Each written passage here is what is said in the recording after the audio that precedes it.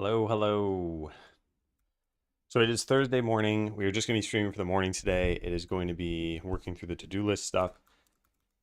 And we're going to try to tackle this top to bottom so I don't skip over some things. And we have to start with this, tip system tips. So currently we have tips only for story mode. And people get their first challenge mode run, bone mode run, and they figure things out. But I think there could be some hand holding for this. And you wouldn't have gone through tip fatigue because you would only have seen tips in like the first half of story mode. So it would have been like 2 hours before you would have seen some of these things. But I'm not sure what I want to do, and I don't want to overload the player. And I'm also not certain how they're going to like skip past these things. If we do any of this, the first piece of work we need to do is like change the tip system so that it'll work in bone mode. I think we outright disable it. But we also need to manifest categories for tips so that we know when each one should show up.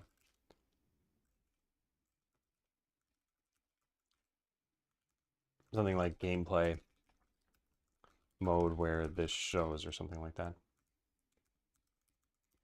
Yeah. Hey, Chef Alton. Good morning. All right, so what is worth telling people? Because saying like, hey, you still need to start a battle, presumably players would know to do that. I mean, I've watched people play. They figure all this stuff out eventually. One of the things they are definitely confused about is how you build stuff.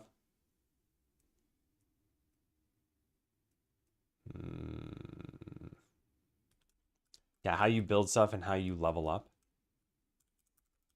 How you build and how you level up is important. Oh man. All right, let's just look at the mode. Let's just see.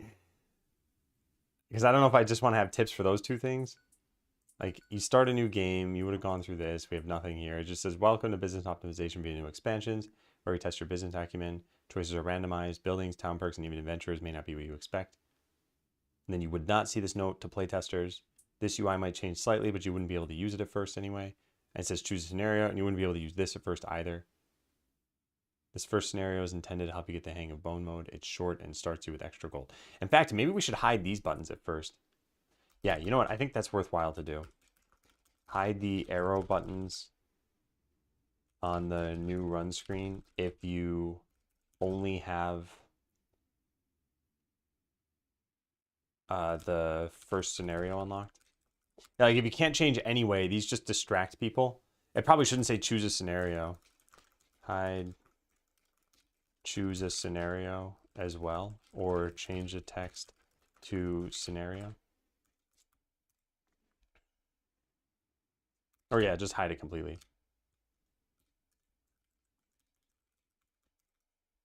All right, first scenario is intended to help you get the hang of bone mode. It's short and starts with extra gold. Okay, so we click start scenario. Now what I'm thinking is it could spawn a little wave of stuff over the screen, like a banner that says earn 500 gold.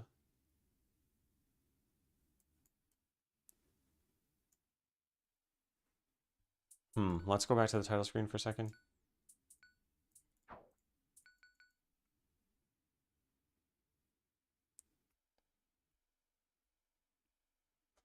Let's just take a picture of this.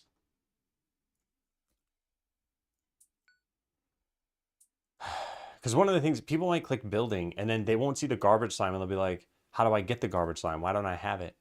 And another thing I had thought about doing is what if we showed signs here for where you could still build stuff? So like, you know, the garbage slime was here, you know, the farm was down here, and clicking it said, you actually get this through the building menu. It has to show up as a random choice. But that only happened in the first scenario that we show that.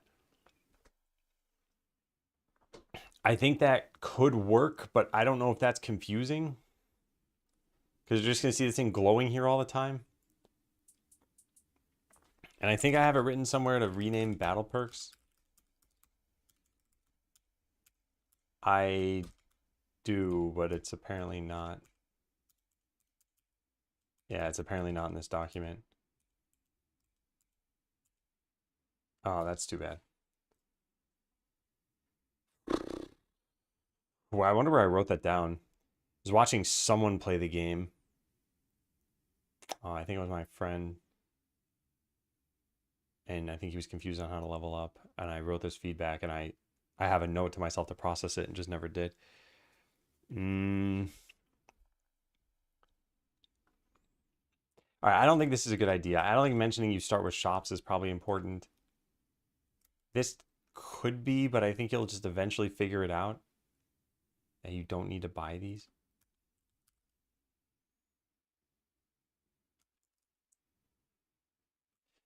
And the other thing people look for too is, how do I level up my characters? And I wonder if we should, again, just put some like text here for scenario 1 that says level up. And when you hover over it, it tells you you don't level up like this. You get level up perks. Hey, Phil. Hey, Burrito. Welcome in, welcome in, welcome in. I'm going to type my own hey, guys. There we go.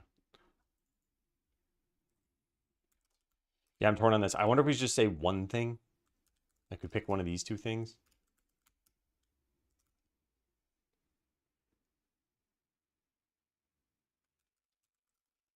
Could just be in scenario 1 that we show this.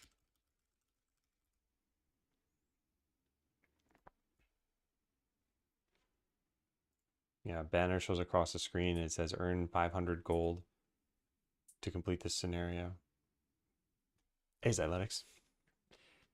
Yeah, I'm not sure.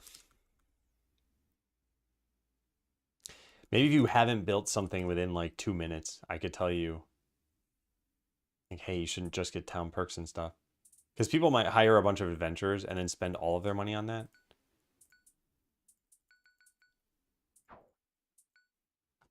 So I click this, I go into hire, and I'm like, oh yeah, I can just keep clicking this button, right?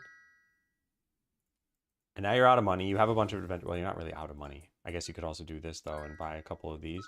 And now you can't afford anything. And sure, you'll eventually send these into battle.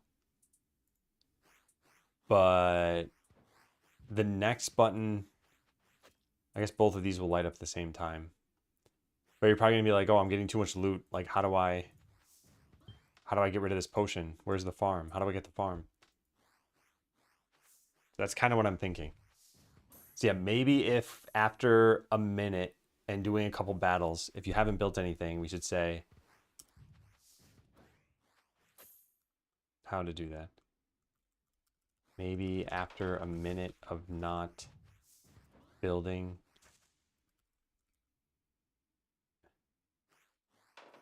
if you haven't built anything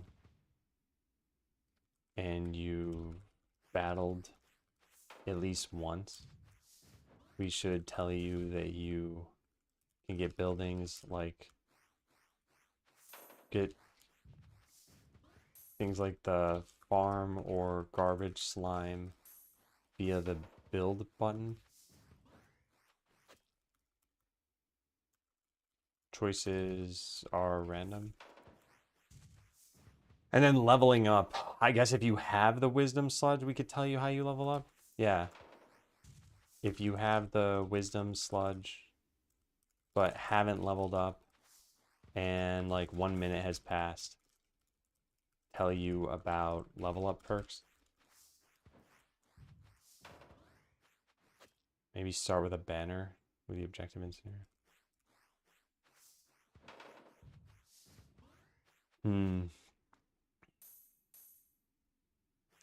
We could do this at the beginning of every scenario too. It could be just that whenever you start a new scenario, it says at the beginning a banner that flashes across, and now it would say earn 3,500 gold to win.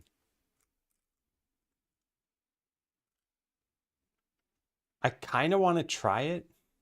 It doesn't even really get in the way. It's not something you have to dismiss. Yeah, it covers the middle of the screen for like 7 seconds, but you can still just move the camera and click whatever you want to do and do it.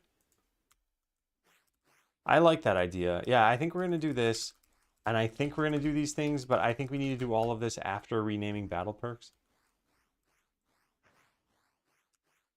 Yeah, I don't think I want to do these things anymore. Yeah, how you build and level up is important. We have that written down. So the very first thing we should do is rename battle perks to level up perks, because every single one levels you up. Hey, Tyra. Release date? Release date is not known yet, but it's going to be Q1 of next year. Oh, that doesn't look good. Uh-oh. That's definitely not good. Oh, this is happening a lot. What is happening here? Chef slime will accept item. Oh, we just assume that the extractor exists? Okay, well that should fix that. Want to play? Have you tried the demo? You can play the demo already. I don't recall if you mentioned if you tried that. But the demo has a decent amount of gameplay already. It's about 2 hours. So let me hide this. How do we stop this from showing up? There. Yeah, the demo is playable right now. It's free. And like I said, it's got about 2 hours of gameplay. So it doesn't have some of the stuff that I'm working on. The trailer is not really representative of what it looks like anymore. We've improved the graphics a lot. And then if you want to try the playtest version after trying the demo, I am usually looking for feedback on that stuff. There was a new YouTube video someone made, I think yesterday, although actually I guess they made it 2 days ago because they released it to just their members of their channel. But this one, it's been doing pretty well. It's got about 500 views. And this, wait, no.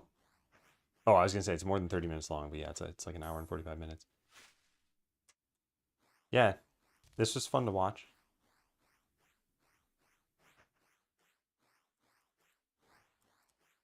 All right, so I think we fixed this bug. I'm gonna go try this. This is not what I didn't even know this bug existed. Although it makes sense that it exists now.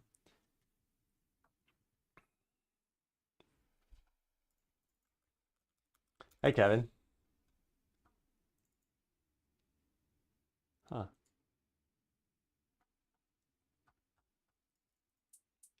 Yeah, it's day 243 of streaming this game. The development of it. What was I just about to do? Oh yeah, test this.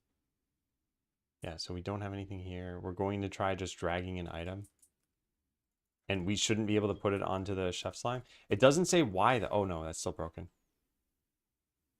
Uh-oh. Yeah. Get reason why item will not be accepted here. Otherwise, get it from the extractor. So if you don't have the extractor, we need to say something like if item category is potion and town extractor is null, return messages dot get no extractor. All right, and that's going to say you do not have an extractor yet.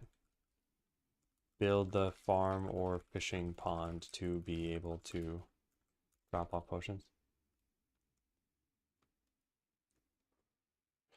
Should it say build the farm or fishing pond? Won't that be kind of apparent? I don't know. It might be too much text because I think this has like a 5-second auto dismiss timer.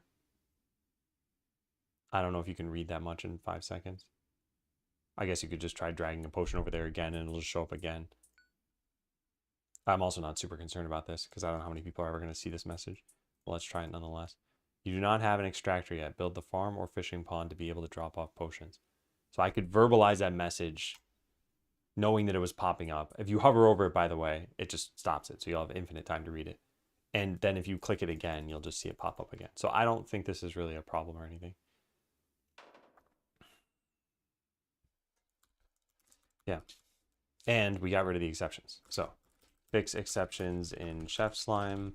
When dragging a potion, we just assumed you had the extractor if you had the Chef Slime. This isn't the case in bone mode since you start with the Chef Slime. And then anywhere else that we do that, if I just search for extractor exclamation mark. Yeah, if you can accept this, then there's no problem. Yeah. Okay. So then when we build the farm, let's make sure we haven't broken anything. Build. The fishing pond is fine too. And then we put a potion in here. Yeah, it works. Cool. Oh, what happens if... No, that's already working. I was going to say, what happens if you try clicking faux potions? Well, that spell already knows that you need the extractor. All right, so why did I... Why did I get stuck there? I think just because I saw that there was a problem with this. Yeah, so what I want to see now is, can we just rename battle perks to level up perks? Unfortunately, I think this is the biggest message here, or maybe tied for higher adventure. So by changing it to level up, I think it's going to take up more space. These are not monospace fonts, so that's not a guarantee. If I type it like this, it's a guarantee because it's going to be 2 characters more. I'm kind of curious. Yeah, let's take a look. I guess the easiest way to test this is this. We just go make a new scene and add 2 labels and put them inside of a VBox container. There and there, and we say battle and level up. Yeah, so it does take up more space. Capital L is gigantic. And that's not a problem or anything. And also there's a, what's it called? A ligature for the T's. Yeah, well, whatever. I guess if it expands the town menu, it expands the town menu. I guess the other problem is it's got sludge written out. If we use the brain icon, then it would shrink quite a lot.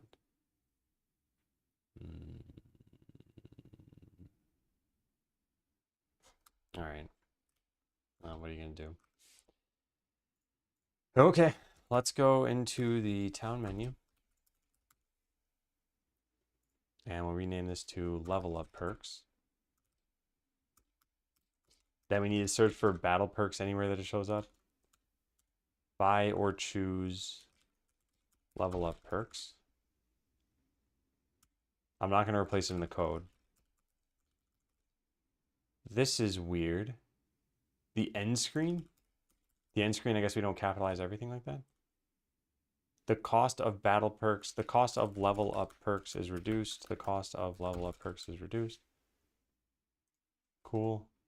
Your lowest level adventurer will be given a number of level up perks based on how many town perks you've chosen. Whoa, whoa, whoa, whoa, whoa, wait. Where'd that just go? That was power leveling, right? Something else got highlighted there.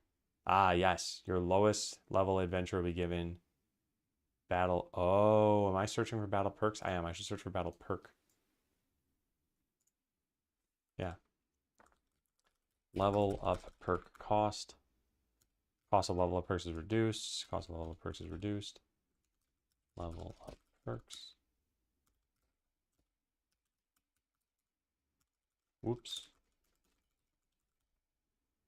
Distribute random level up perks to adventurers at the start of battle. Keep track of all these. Comments. I don't care. I don't care about comments. Doesn't matter. Start with 3 adventurers, all of which are given 3 level up perks. Level up perks cost more. That's not even used in the game right now. Doesn't matter. Increase your level by choosing level up perks. There's a maximum level. Good. Spend this on level up perks to improve your adventures. Yeah, there, nice. So now every place in the game should have been updated. This is done solely for new players in bone mode. If you are an existing player, if you played one scenario, you're going to learn how this works, and you're not going to care if they're called, you know, clown points or something. You're going to understand what they do. But for new players, calling them level up perks is probably better. Interesting. It did not expand the size of this button. Why is that happening? Does that mean that if I...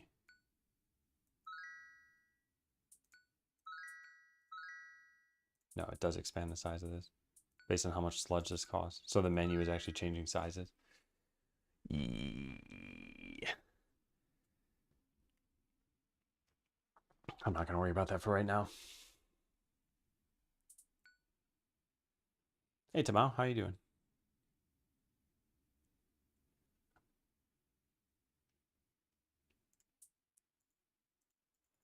Okay, I think I like this. Oh, this says battle. Town, I guess we should say level up in there.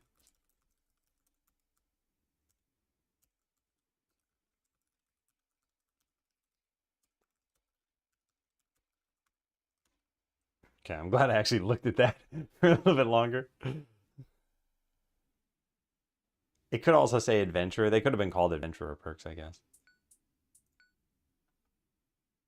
But I think level up is probably the most straightforward thing. So it says buy perk 5 sludge. That's fine. And what happens when you actually buy it? It just shows you who you can level up.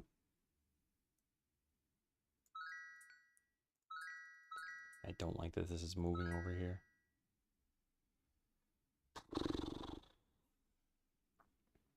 So rich text labels let you put icons in them. These are not rich text labels, so I guess, I mean, buttons also let you put icons in them. So we could add in an icon here. I could say like new atlas texture, quick load, wisdom, sludge, brain. What is it called? I don't know what it's called. Huh. Sludge? Oh, just sludge. And then we take a region of this. It's 120 by 14. There's what, 3, 6, 8. So it's 15 pixels per thing. So 15 by 14. So we do 0, 0, 15, 14. The icon's over here. And the icon can't have a different text filter, texture filter. Oh no, it can. So we could do this. Hey, Mars.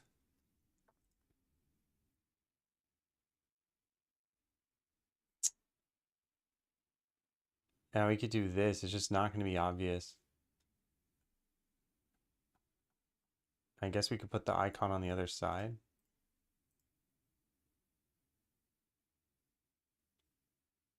Let's try this out for a second.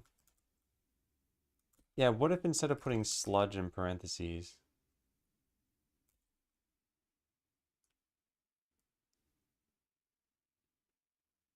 where is that text? Town menu, here it is. What if we just delete this? I don't think it's going to be clear from this. It's just going to say the number 5 in parentheses now. And then the icon's going to be to the right of it. So it's we have to like get rid of it from being in parentheses. I still just want to look at it and see what it would look like.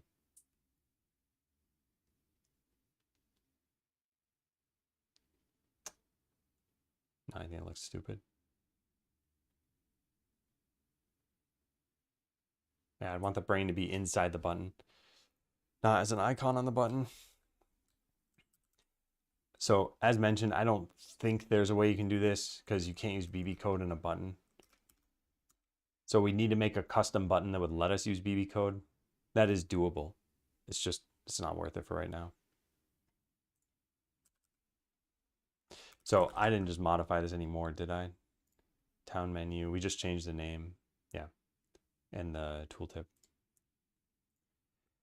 All right, for me to verify everything is okay, I think would be a little bit annoying. So if I see anyone come across any issues later, I'll take a look at those. I mean, I can't think of what else I'd search for, right? Battle perk is never going to show up without a space in between it to users. It's going to show up a whole bunch of times in the code. I'm not changing the code now. They'll still be, they'll be called battle perks. But with a space, if I search for that, the only remaining instances now are all in comments. So all you'll ever see here is gray, gray, gray, gray. Yeah. And then this is in a README file. Yeah, I think we just checked this in. I will look over the code quickly. I don't think it's going to matter. Yeah. I mean, worst case scenario, I could have made a typo maybe, but oh, whoops, that. Okay, it's a good thing I did look over the code. I forgot I did that. Well. Okay, so rename battle perks. They're now level up perks.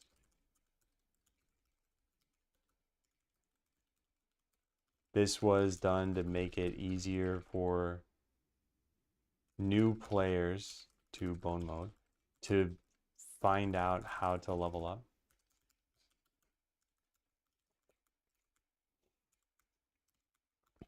Okay, so that's done. Now we go change the tip system. So right now we have all these different tips, and the tip itself could know whether or not it should show up in story mode or bone mode. So we'd have a new tip ID. I guess we have a couple things we need to do. Somewhere we do tip system.disable. Did I do the art? No, I did not. I'm very, very bad at artwork. I've got the credits there.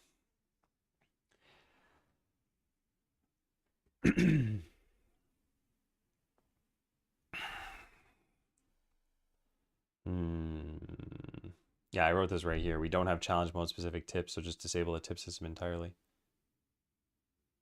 So I guess we delete this line of code. All this did is stop a timer.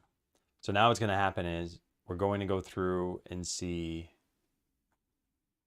which tips we've shown already. There is probably a weird edge case here with what would happen if, I guess these tips could just have it baked in scenario 1. That's the only place that this happens. Do we ever stop this in any other way? We probably don't. It's called debug disable. No, we don't. But what does this do, assuming that there's no tip that can be shown? There's a process or a timeout. Yeah, here it is, on timer timeout. Close current tip if necessary. How does that work? That's going to just return false immediately. Okay, that's fine. Then go through every tip. I don't like this. I don't like this. Every single time this times out, we do this. And then show available tip. And that's going to just immediately return. So shown tips dot contains this. And if it has met conditions to close or has met conditions to show. Okay, so it's like only tips that are valid for this mode. I think I want to change this a little bit then.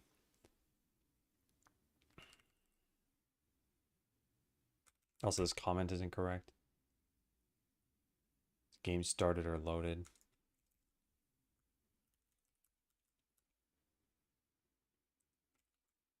I'll say potentially disable. And we'll just put this code in there. Yeah. I'll go make this function. Tip system debug disable. This is potentially disable. This is going to call debug disable. So we get feature flags, which were probably needed in the town code anyway. Yeah. All right, and then the other scenario where we want to disable this is like is in first. I'll call it challenge mode still. Challenge mode scenario. Does this have the town? It better have the town. It does. Town.gameplay mode.is challenge mode. And main dot, I don't know where this is. Challenge mode data. Oh, there. Dot configuration dot difficulty level is equal to 1. No, we could do this better. We could say there's like a min difficulty level somewhere. I don't remember where though. New challenge run screen. Probably shouldn't be located there. And why can't it find this? What's going on? Difficulty data. I meant difficulty level, right? So if it's this,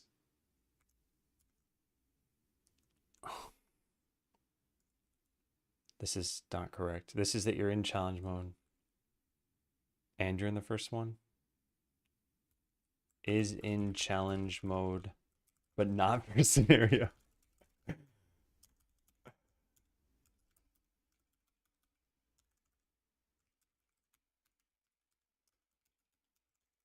All right, there. So what this is going to do is it's going to make it so that only the first scenario shows you tips. I don't think you'll ever need them after that. And that way we don't need to manifest for every single tip for bone mode whether or not it should show in the first scenario, because they're only ever going to show in the first scenario. But these tips do not know which mode they're for. So we could make a public virtual bool like should show shows for story mode, return true by default. And then any other tips can just override this. A tip can only ever show in story mode or challenge mode, not both. Override this if you wanted to show for challenge mode. Yeah.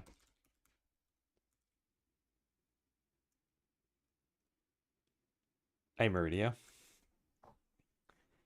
Happy Thursday.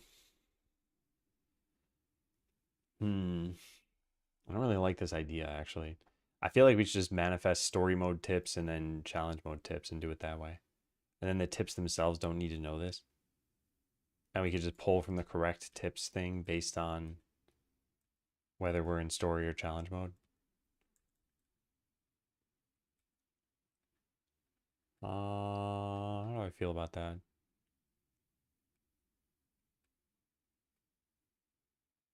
Yeah, I think I like that a little bit better. Plugging through on this exam. Good luck. Good luck. Yeah, I think we're going to rename this to story mode tips. And then we'll get the correct tips here based on which mode you're in. So something like this. Tips dictionary.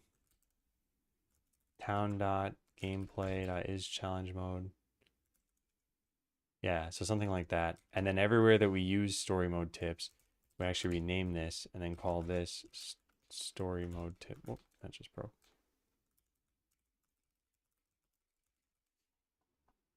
And then do this here. Cool. That should have fixed everything. Why is this red now? Read only is not valid for this? Sure.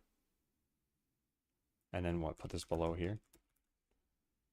Nice. So now everywhere, the only place that story mode tips should show up is right there. Good. And everywhere else now uses this tips dictionary. And now we just need a dictionary for challenge mode tips. Challenge mode tips. And I don't have any tips for this yet, so let's just delete the whole thing, I guess. All right, now where does that show? Right here. Okay, so let's go get some tip. I don't even know what. What do we do? What does this do? I don't care about that. What do I want? This needs armor shop. That's probably pretty good. How's that work? Needs shop tip. Yep, cool. So let's put this into challenge mode and just see if it works. Collection can be simplified. Not anymore. All right, let's try it. So this is the fake tip for now. If it works, though, we'll populate it with some real tips. I think they should all be conditional, and they should just guide you if we think that you need guiding. So if I enter a new run, we're in scenario 1, so tips should show up. And as soon as I get an armor item, we should see a tip show up. Oh, but it's going to say to build the armor shop, and we already had the armor shop, so it won't show up, right? This checks to see if you've already gotten the shop. Yeah, no, that won't work. I guess we could just get rid of this. Is there any tip that's going to work for this? I don't know. Let's put wishlist on Steam, I guess. And then just set the amount of time to 0. It's not really interesting. Lots of parsing XML files and pulling data from remote web servers. Not bad right now. Okay, okay, good. So it's a practical exam. All right, so we should just see something pop up saying to wishlist the game. I think it takes upwards of 10 seconds because I don't check that often for tips because they don't matter that much. But it's been 12 seconds now, so I don't know what's going on. How do timed tips work? Karaoke bar, I see.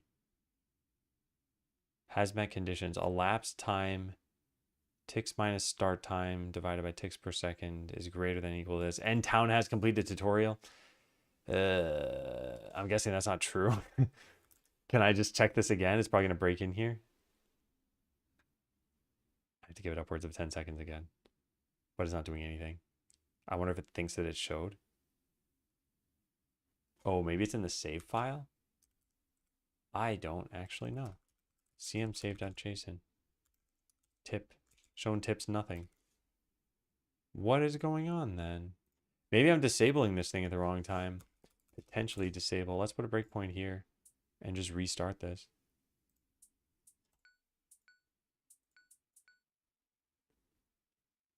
Is in challenge mode, but not first scenario is false. Oh, debug is true. Oh my god. Okay, so we gotta comment this out for a second and just turn this off. I always have tips disabled because I'm a developer. I forgot about that.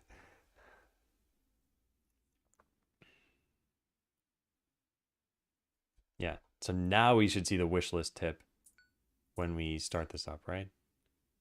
Hopefully it doesn't take 10 seconds. It's going to take 10 seconds. Can we speed up the 10 seconds? No, it's actual real clock time. It's almost been 10 seconds, right? There we go. Wishlist Skeleseller on Steam. Cool. So that's good. Now we go into the next scenario, and that should not show up. So we just wait for this to hit 10 seconds. If I were testing this like 100 times, I would speed that up, but it's not worth it for now. Acer Puppet. Nice. It's not showing up. And if I were to enter story mode, we would see tips for story mode. I don't know when the first one shows up, but I bet if I click this, we'll see one about not having an armor shop. Okay, we saw that at least. Okay, so everything's working fine. So now all we need to do is make these two tips. Prioritize buying buildings, you know, things, blah, blah, blah. Maybe after a minute, if you haven't built anything and you've battled at least once, we should tell you that you can get things like the farm or garbage slime via the build button. The choices are random.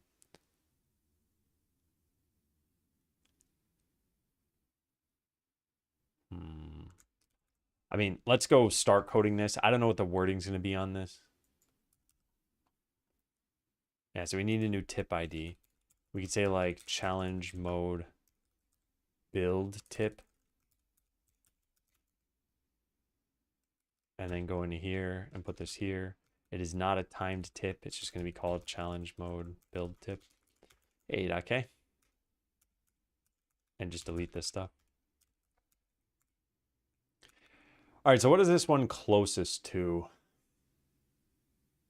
Probably need shop. I'll save this here. All right, so we need like a private bool has built anything.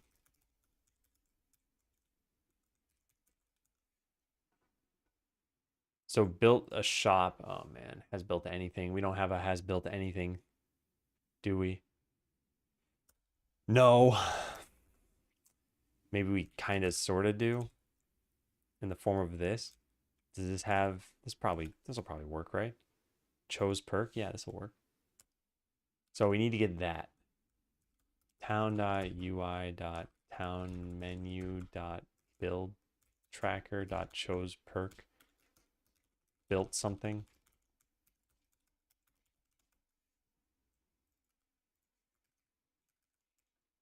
So now this should just be,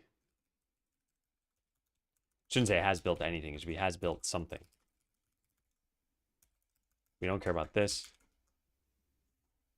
Is that going to be a problem? No overload takes nothing. What does it take in? Probably a perk or something. I don't care. It doesn't matter. We're just going to do this.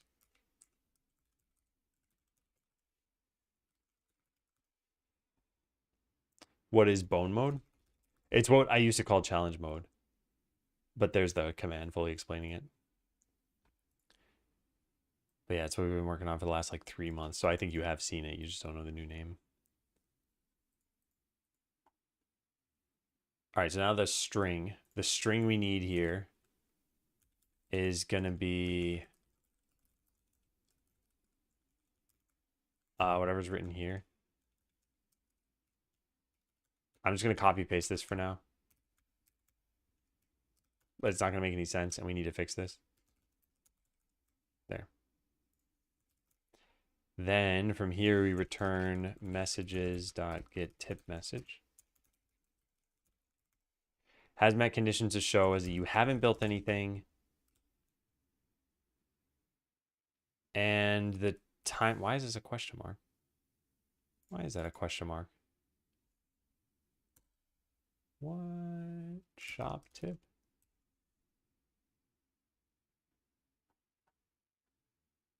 Oh, because you might not have started the timer? I don't want that. I want it just like time tip. Oh, you don't do this based on timers. Ugh. Drat. Maybe build town hall. Where is that? Town hall tip. This also just does things based on actual clock time. I don't want that. Oh, we dispose of tips too? Okay. That's good to know. Because I was not doing that. Oh yeah, it's right here. All right, well, then that means that this needs a proper thing, built something. And we should just change it so that it takes in the right type of whatever argument.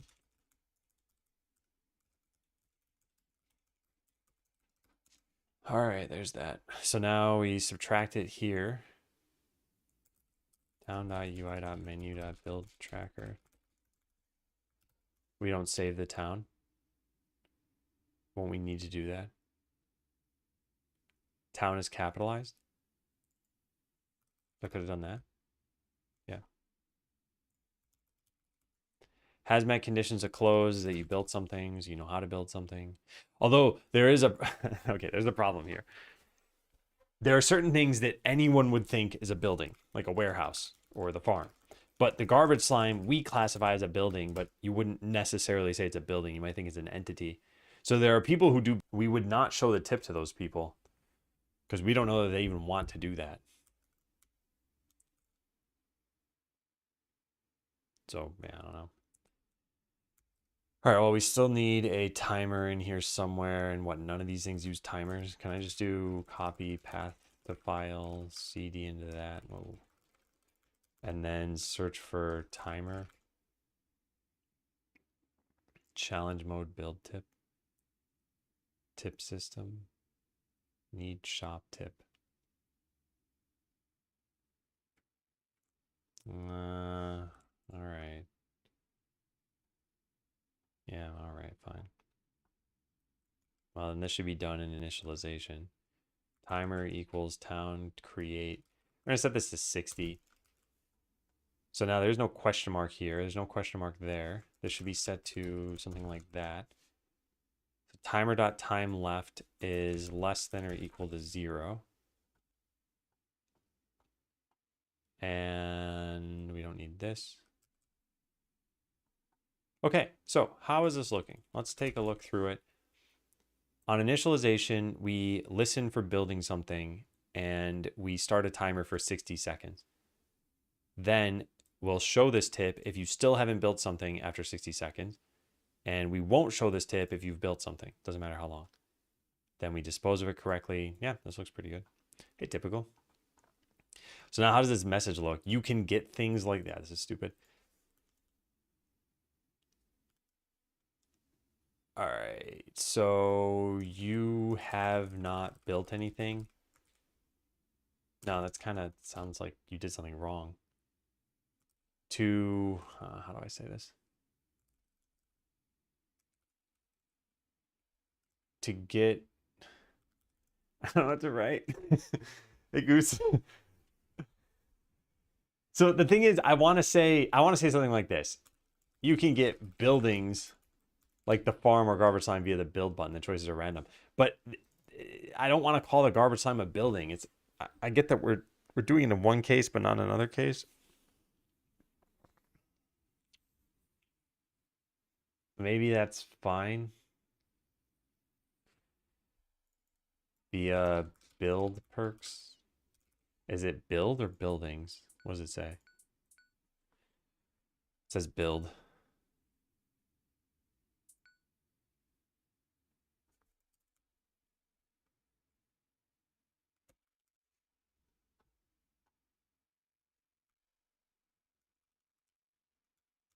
Yeah, I want to keep this short.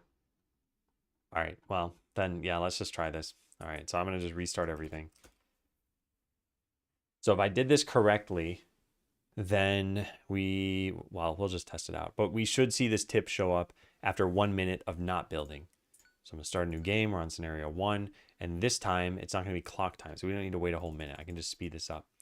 Whoops. All right, so when we see this hit 60 seconds, which should be pretty soon, we should see a tip pop up saying you can build stuff. You can get buildings like the farm or garbage line via build perks. Choices are random. Okay. But if I do that same thing, but this time I actually build something, so let's say I build this. Now it won't show up. Yeah, nice. So is that tip good enough? And is it clear? Let me look at it one more time. I should have set the time to like 5 seconds. Because even when it's set to 60 seconds, it takes 7.5 for me to speed up and get there. You can get buildings like the farm or garbage line via build perks. Maybe it should just say to get buildings. To get buildings like the farm or garbage slime, click the, what is it, the build button?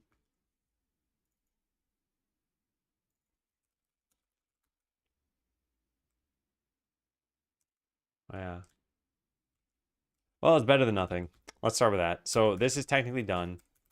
And now what's the next thing? Mention that you level up via battle perks, not spending sludge directly. So now they're called level up perks.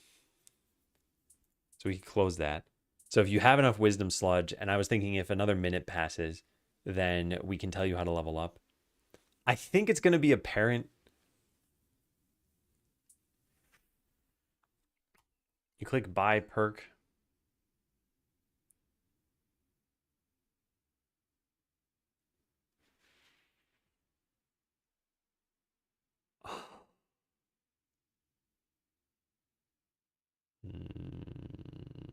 Do we need to tell people about this? I wonder if just renaming it to level up perks is fine. No, I think we should. I think we should. All right, well, then fine. Let's go do that. So we'll make a new tip ID and we'll say challenge level up tip. And then in the tip system, let's go make one of those.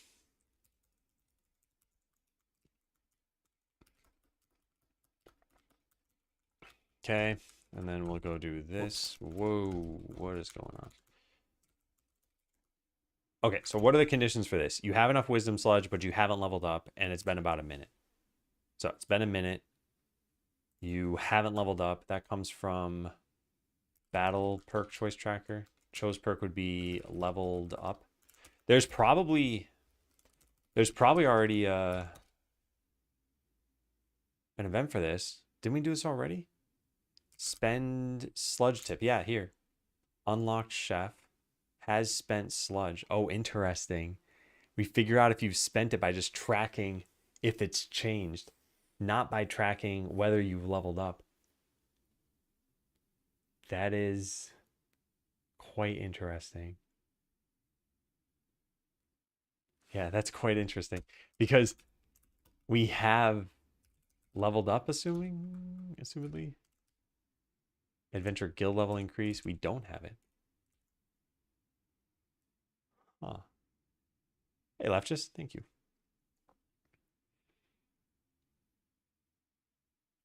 That's what you get after working on a code base for years. That you do. That you do. Wow, what? That's kind of weird. So where do we level something up anyway?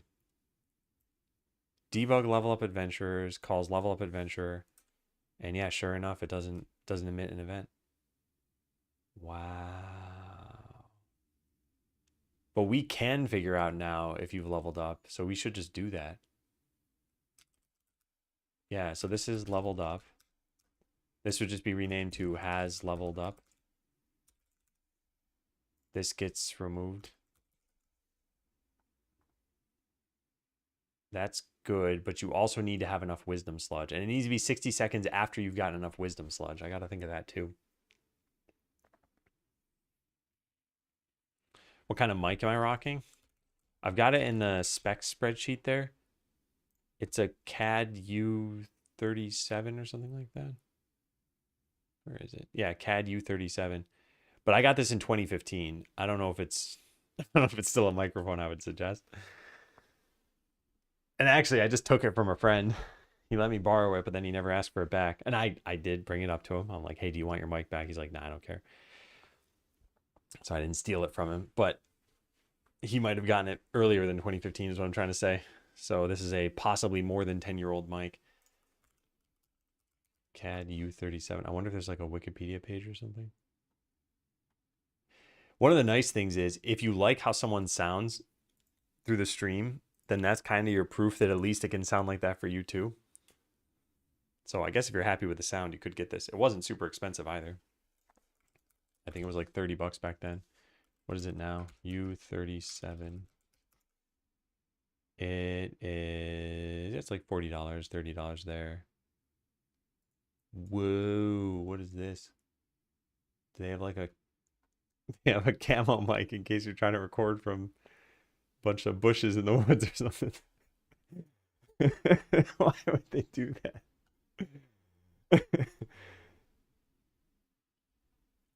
Employee discount logo as a masterpiece? Where?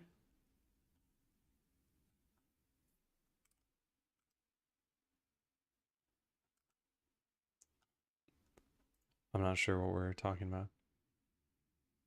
Oh, hey, Joyous Beast. Hope things are going well. Notice you've been streaming more recently.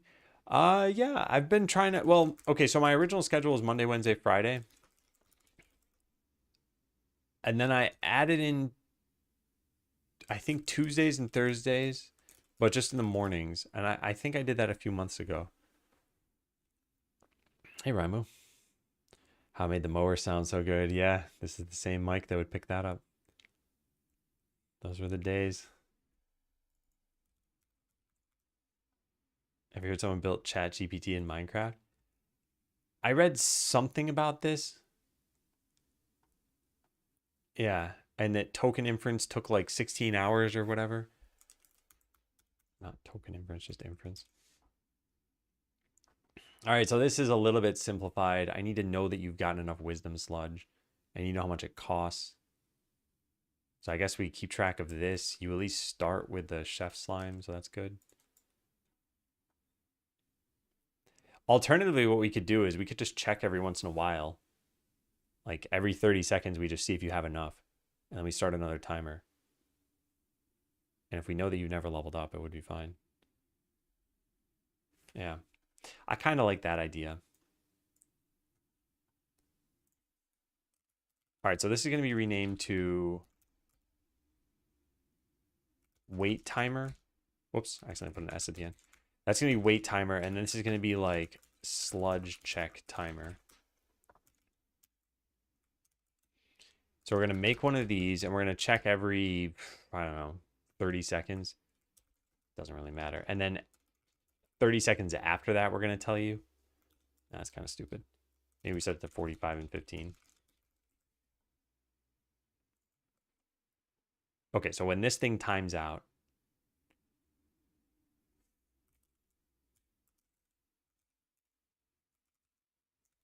and I want to set one shot. How do I do that? One shot. How do you, what? Is that called one shot? What am I thinking of? Scene tree timer. Oh, this is different from what I thought. How does this work? A one shot timer. Oh, it's only ever one shot. Oh, okay. Can we restart it? There's no start.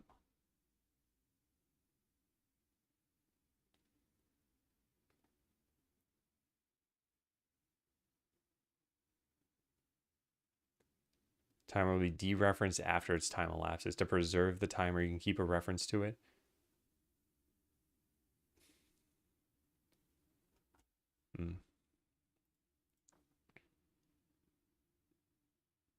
Oh, are you okay? Did I show this in the game? Where did you see this? Or did I give you access to the playtest? Is that where you're looking at it?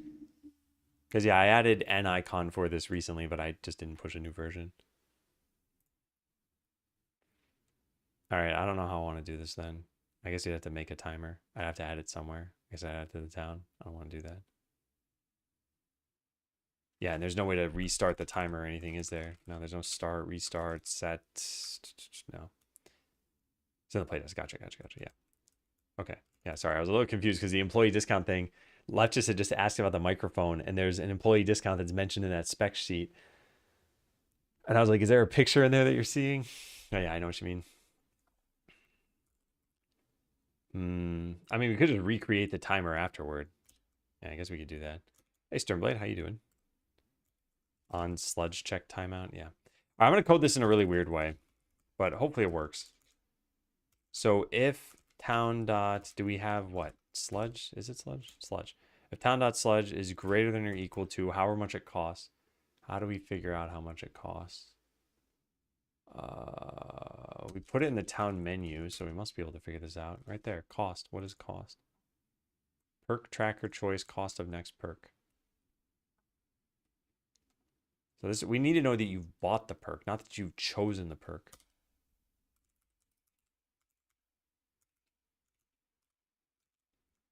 Town.ui.menu.battle perk choice tracker.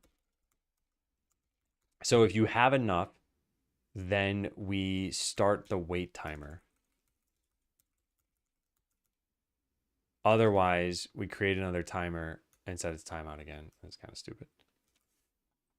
It should be like start sludge timer. Then we can put this in here. Yeah, like I said, I'm going to code this kind of stupidly, but it's all going to be self-contained stupidity.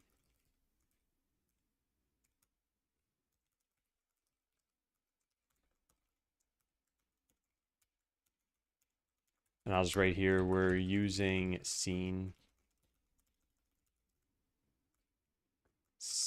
tree timer instead of a regular timer. So we have to recreate it or else it's, yeah. Which is a one-shot timer.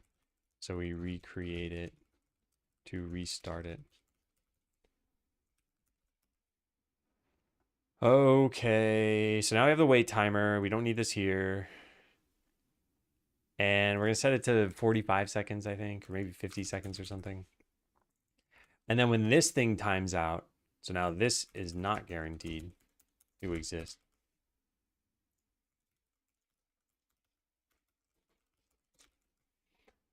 Oh, it doesn't need to time out. I guess we just do that.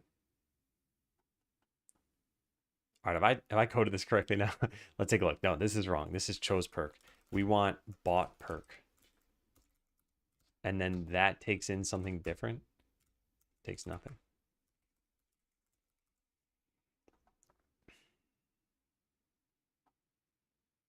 All right, so now let's read this from top to bottom and see how it looks.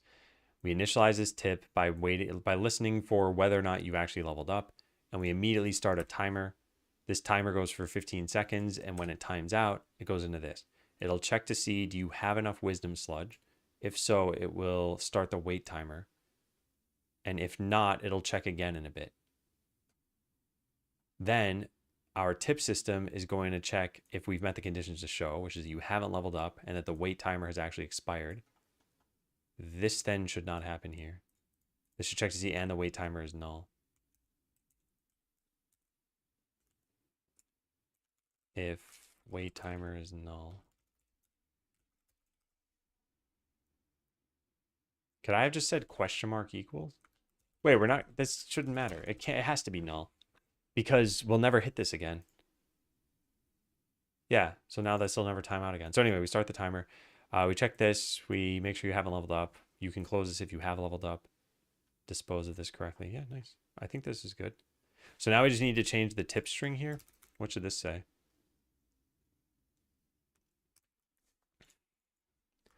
In bone mode, I guess we should say level up via level up perks, which are a random set of adventurers rather than, yeah. I think this can be improved, but let's go test it out.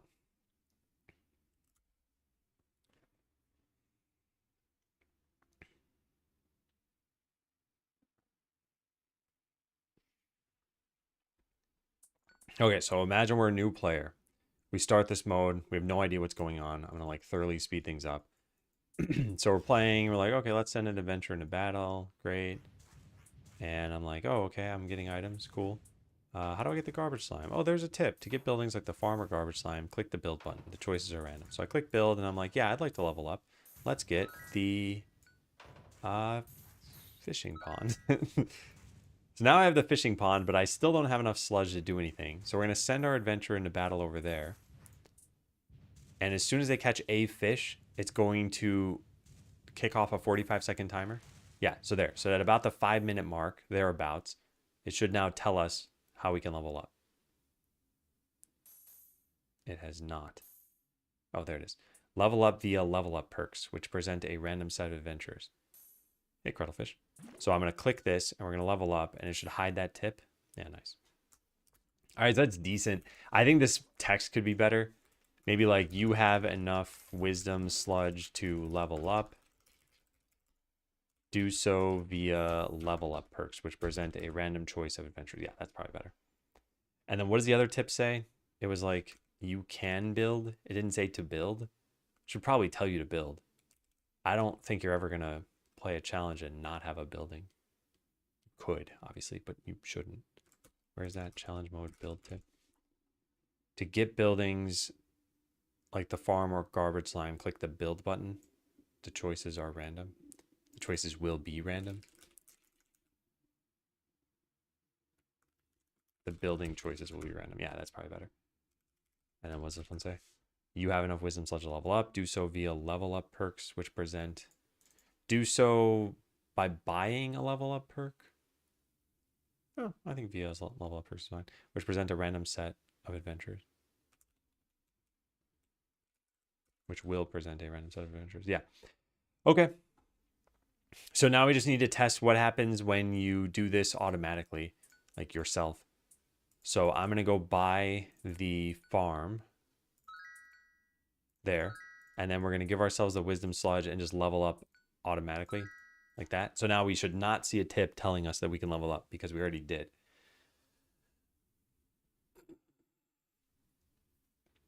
Yeah. And if I save and load, I'm going to just let that run. And then we're going to look at this and see, is it marked as having shown tips? Yep, perfect. Nice. Nice. Okay, cool. Yeah, so that's it. Those are ways that we can kind of help steer some people who are new to the mode. Whoops, I didn't mean to start that. And I want to watch new people play to see, are those tips helping them? Are they not? Because as I mentioned, there's already a scenario that I've seen people do that caused confusion, which is they built something like the warehouse, and then they didn't know how to build the garbage slime. The tip that I added, when they see that you build the warehouse, it will now no longer ever pop up because it knows that you know how to build, but it doesn't know what you wanted to build. And there's no guarantee you see the garbage slime. Oh, you know what we could do? Okay, here's an idea. We could say for scenario number 1 specifically, the garbage slime is always in the first choice. Maybe we kind of script it a bit and we say it's always the farm or the garbage slime. Because it's just the first scenario. We can kind of keep it on rails a bit. It's always been garbage slime. I wonder if that's a good idea. This is assuming that people want that the most.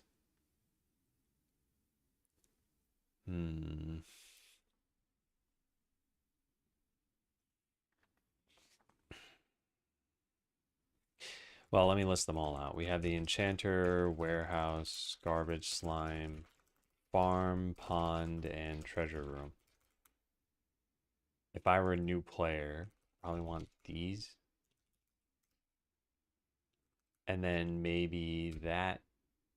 And then, so these are in order, the first 3. I don't know what order these last 3 would be in for the average player. Probably they're all about the same. So they're all just kind of number 4. So this would be 1, 2, 3, and then 4. I think those would be your priorities. It'd be easy to do this, by the way. We could just go into building generator here. And when we generate choices, we could just say, if you're on the first scenario and you have no buildings, then give you the farm and the garbage line. But whatever, let's see. Let's see how this goes. So yeah, I'll go check this in.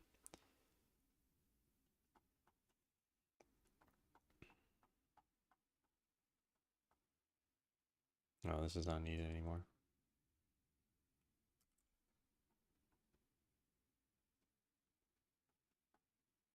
Yeah.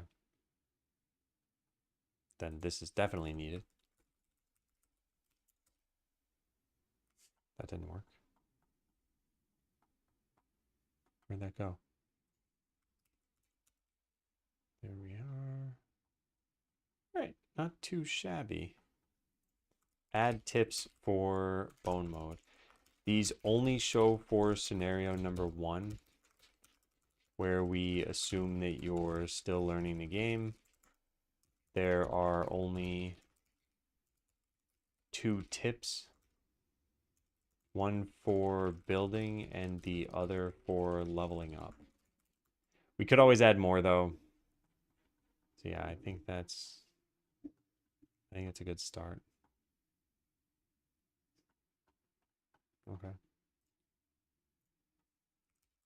Whew. All right, I'm going to take a quick break. And when we get back, we will work on the next task on this list, which is this. Is it jump time? It's jump time.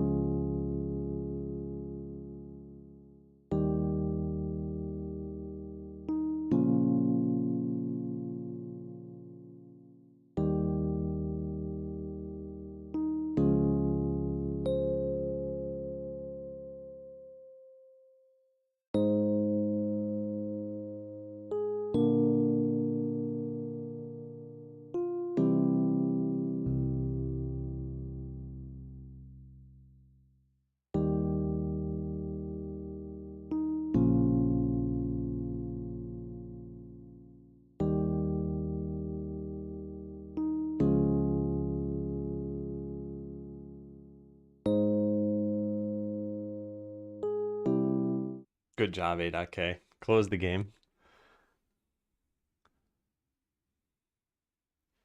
All right, next up, maybe start with a banner with the objective in scenario 1. So we have level up. No. Defeated elite banner. And this will spawn this rectangle over the top of the screen with some rainbowy text and then some code. I want the same general thing, but just without the, I think it's just be white text here that explains what's going on. Oh, nice. This is all just a single label. So we should just be able to make this into just banner. Look at banner, Michael. And then just customize the text. Yeah, I think that should be fine. So how do I want to do that? I guess we just save this as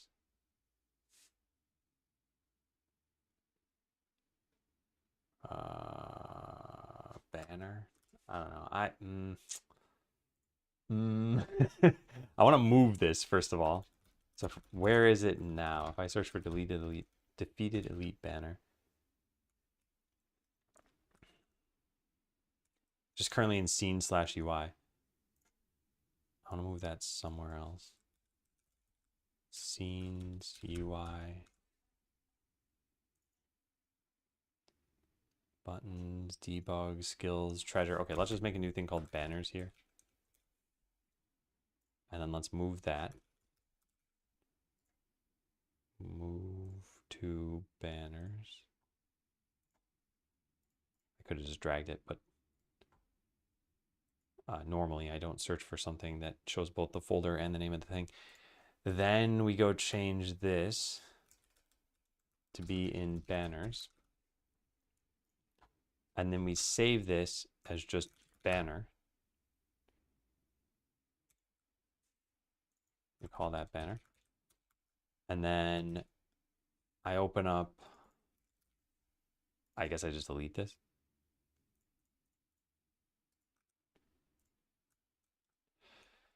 Or we could just put a script here that lets you set the text. I don't know. I don't know what I prefer. What does this look like? Yeah, I think I prefer setting it through text.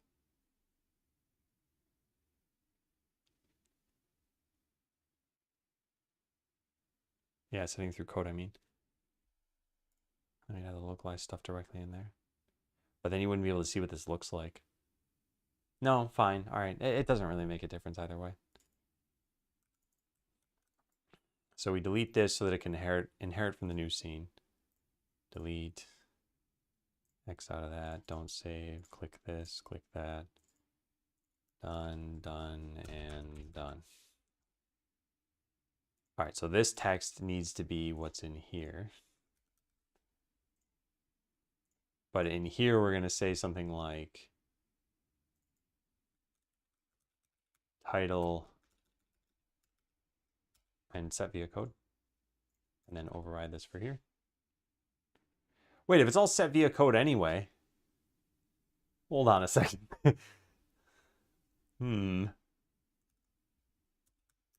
Maybe I don't know what I'm talking about then.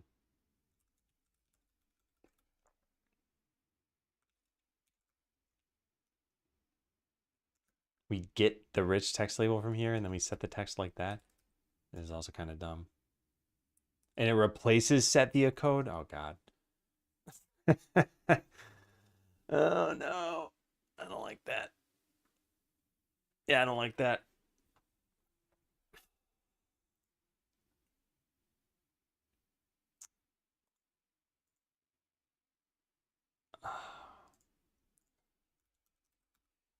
Okay, so we should just set all of this stuff. There should be a title and a description, and we should have some like, can it be rainbow or not? All right, fine. I don't like this at all. All right, so we need this to be in source somewhere. Source, UI. I'll just put it in here, banner. All right, namespace, game source, UI, banners. So in ready, we're going to fetch the rich text label. Or no, it's going to be two different ones, right? It's going to be a title and a description. So we can set them separately. At which point it wouldn't look like this, I suppose. This would be in a VBox container. Well, how fun. How fun. Rich text label title and rich text label description is pretty fun.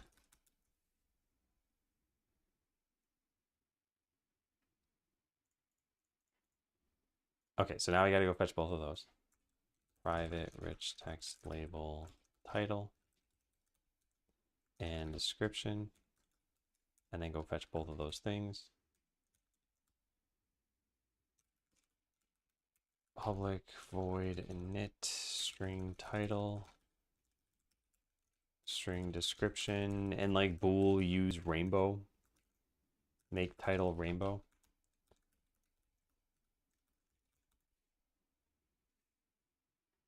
All right, so title.text equals title. Great. Delete all this stuff. I don't care about that. I'll figure the rest of this out in just a sec. So now over here, we make a control. This is now going to be a banner. And then we do init with elite defeated. I got to get that exact text that we had before. I guess this thing's going to get deleted too. So that's the text that I want, and then set via code to be different. And we go delete you. Delete.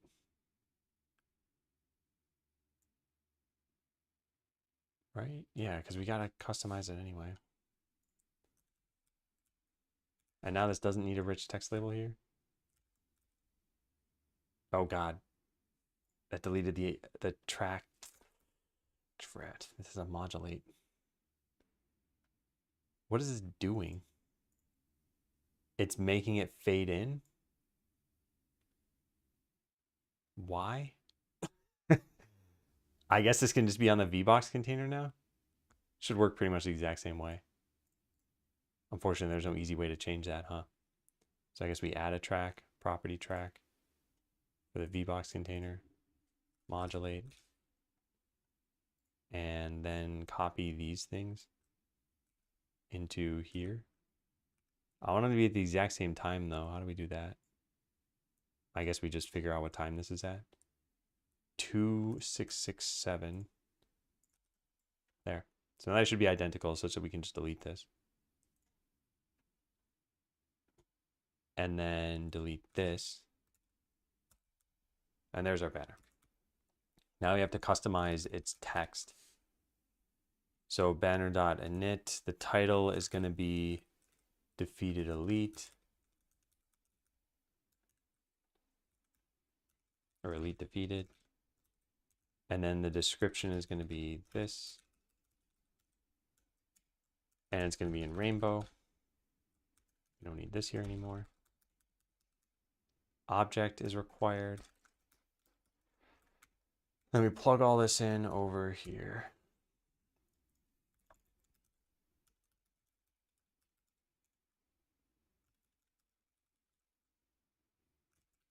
So how do we do this?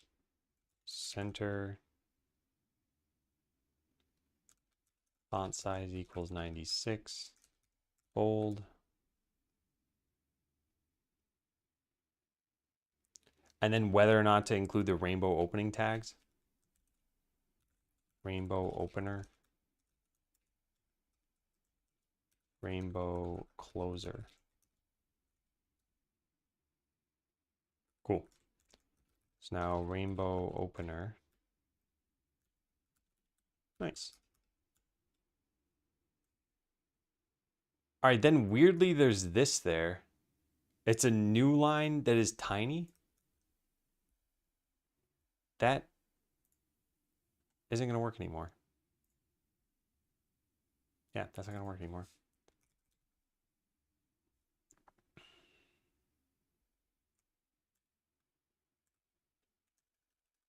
So we're going to need some margin in between it. Thankfully, VBox Container just does that on its own. So I want to try this out. show defeated elite banner. This is in the UI. Do we have unhandled input? Okay. So we're going to just cut this out and we're going to say, whenever you press page up, show the defeated elite banner. And that way we can test this out. What does this take in? Oh, the instance ID. Instance ID.canyon. Because it's not a way to, yeah, I don't care. So we're going to spawn this banner and see if it looks the same way it did. It probably won't. It's probably going to be spaced incorrectly. It's not even opening. Why is that? Cannot load. Oh, yeah. Defeated elite banner.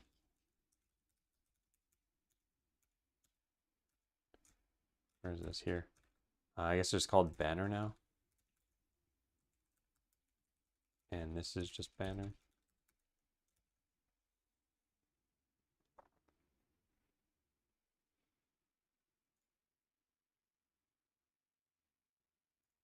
Single line comments. What? Oh, yeah, sure. And that's all fine. Yeah.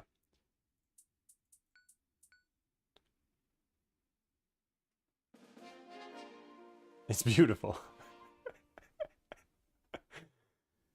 It doesn't ever go away. So there must be an error somewhere, right? There isn't? Huh. That's funny. That's funny indeed. It has no text, which is probably a property of this thing not being set correctly. There's no reset track on this.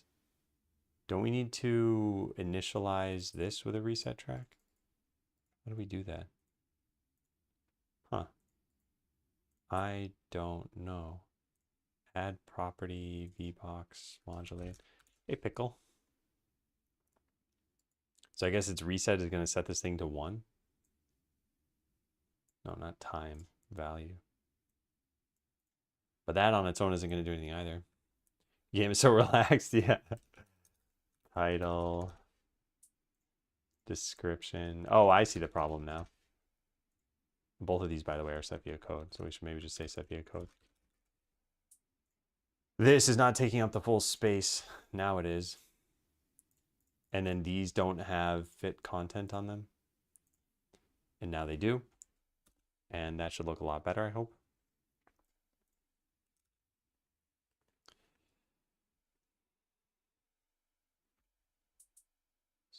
Story. Wow, beautiful. We're getting there. I'm just making very basic mistakes.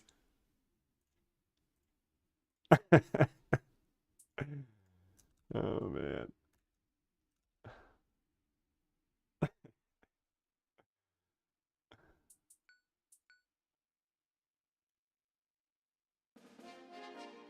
Oh, that's super ugly. Yeah, so I want this to take up the full space, and I wanted to arrange the children something like that. I'm not certain that's going to work. So now why does this look so bad? Does it have the wrong font? Did the old one even have a font specified? Font file, main and main bold. I probably did not do that correctly then, huh? Rich text label has it set for main and bold. Yeah. Okay, we got to do that. Auto wrap mode 0. What is that? Which one of these is 0? Off. Okay, turn this off then. Off. And off. And then what's the other thing I just mentioned? So fonts. Font, normal font is already set, I guess. So just the bold font we need to set. Bold. There, easy. I guess load the bold italic one too while we're at it. And I guess we might as well load the main one while we're at it too. Okay.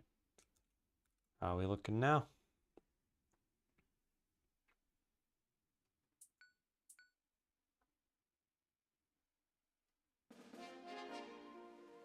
Yeah, it's pretty good, right? Yeah, it's pretty good. Is that fuzzy? No. Hey, Lord, which game engines have you used? Do you have a preference for Godot? I've used a bunch of them over the years. I mean, just straight up like render bindings from a while ago, like SDL stuff, to using Love, to using Godot, to using Unity. Probably a bunch of other ones in between. Pygame, I guess, was one of them. Phaser. There's probably more I'm forgetting about. Do I have a preference for Godot? Yeah, I like Godot.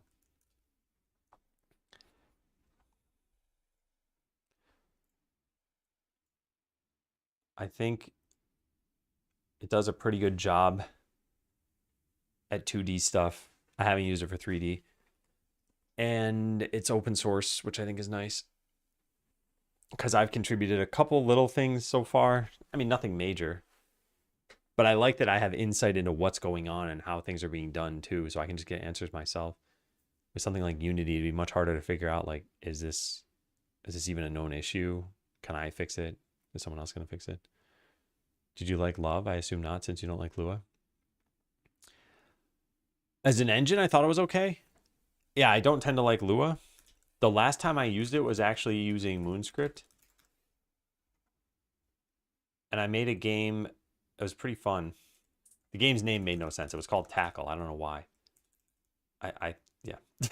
But it was a very quickly made game. It was almost like a game jam game. You played as a square and you like shot other squares with squares. And you laid like landmines and stuff. Anyway, it was pretty cool. Is because of one base indexing? No, I think the reason I don't like Lua is because I use it so infrequently that every time I go back to use it, nothing makes sense anymore. Like, how do I make a table? How do tables work? Just everything I try to do is always frustrating in Lua when I go back to it. Even the syntax. Like concatenating strings is with dot or dot dot. I don't remember. Concatenate strings. And it just feels foreign every time I use this. Yeah, with 2 dots. So if I remembered all of this stuff, I probably wouldn't have an issue with Lua. But I use it so infrequently that I forget it all, and then I have to relearn it, and I'm like, God, this is taking longer than it would take to just make it like almost any other language. I think with AI nowadays, I think it would be a lot easier. Substituting objects for tables and one based arrays. Yeah, and different syntax too, though. Like writing end instead of curly braces and yeah. All right, what are we looking at here? Just this, I guess. So that's the way that we make one of these banners. We now want to make a new banner that also doesn't have any text. So maybe we should just make a create banner thing. This requires that this was already labeled though. Man, I don't like this. All right, well, we're going to do this somewhere else now. So let's go to unhandled input, do this. I'm going to say objective, earn X gold to, what did I write? I like the wording I had. Earn 5,000 gold to win. And let's just type it out. 500. Make this false. Cool. And now I want to go put this. Actually, no, that's fine. Let's try that now. Hey, Luminor. New to dev, learning a lot. Started to stream my journey as well. How long have you been streaming? I've been streaming for about a decade. I started in September of 2015. I've got a whole bunch of things on how to stream and whatever else. Let me see if I can find some of these things. There's...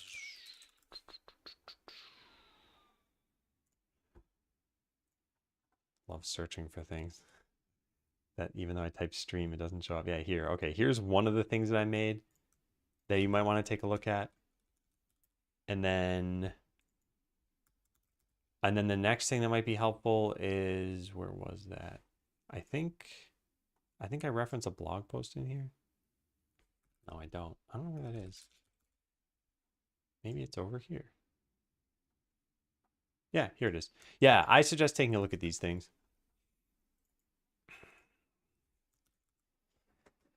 But if you want the very, very short summary of everything, here's what I'd say. One is watch your own streams and see if you're interested as a viewer. Like, are you entertaining as a streamer? And 2 is don't expect to grow on Twitch anymore.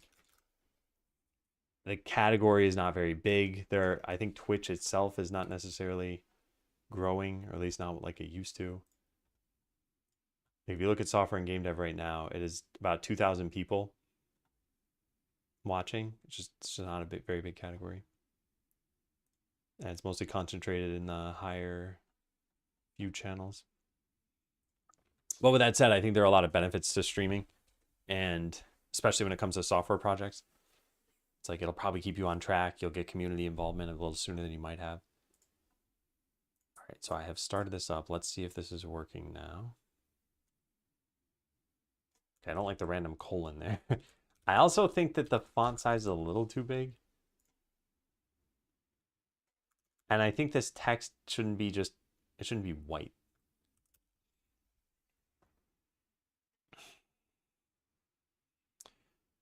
Hey, Siyash, I'll take a look. I want to start with my 41 followers. Yeah, like I said, I think it's good. I think one of the nice things about sort of any new endeavor like this is there are a lot of side skills. So with broadcasting, there's just sort of the entertainment value of it all. There's the stream setup of it. And this comes to hardware, which is like your mic, your camera, whatever other things you do, but also any software stuff that you do, like transitions, any special effects, any sort of fanfare that you have around the stream. And then advertising, networking, and what else? I don't know. There's probably a bunch of other little things. But it's like, if this is a new endeavor for you, there's a lot that you could potentially focus on. And you might enjoy some of it. You might not enjoy other parts of it. I've never liked making graphics. So I'm not even sure what my stream looks like now below in the about panels. Yeah, these are technically graphics, but they're graphics of just text, which I can do. But yeah, I don't have like colorful graphics or anything here. Just never done that stuff. I've always had a very minimalistic stream. Best part will be productivity and social skills development. Yeah, though, keep in mind, if you don't have viewers, like the social skills thing won't really be improved. And that's why I said starting on Twitch is not great. I feel like it's probably better to start on a different platform. Hey, Igor. Have the devs I talk to say that streaming a coding session kills your deep focus, while the other half claim it's very motivating, almost like co-working. What's your opinion? The way I've always kind of said it is this. If I'm streaming, I'm more likely to work, but that work won't be quite as good. But input from viewers sometimes compensates. So as an example, let's say I'm about to make a new feature and I'm like, hey, let's add an 11th adventure to the game. I'll probably do the design on stream. And while talking about it, I might say, you know what, let's add a warlock. And I set out and I've got like, okay, this is going to take 4 days to do and blah, blah, blah. And chat is like, oh, you already have the mage. So why not, instead of a warlock, why don't you make a, I don't know, a centurion or something? And I just never thought of that. This essentially changes 4 days of my work without being something technical. Just by having someone else kind of mention this to me, I might be like, oh yeah, it's a good idea. And this happens frequently enough, not even with game design. It could happen with a coding technique. It could happen with really any decision I make on stream where I'm like, oh yeah, I was about to go in the totally wrong direction here. And that would not have happened if I weren't streaming.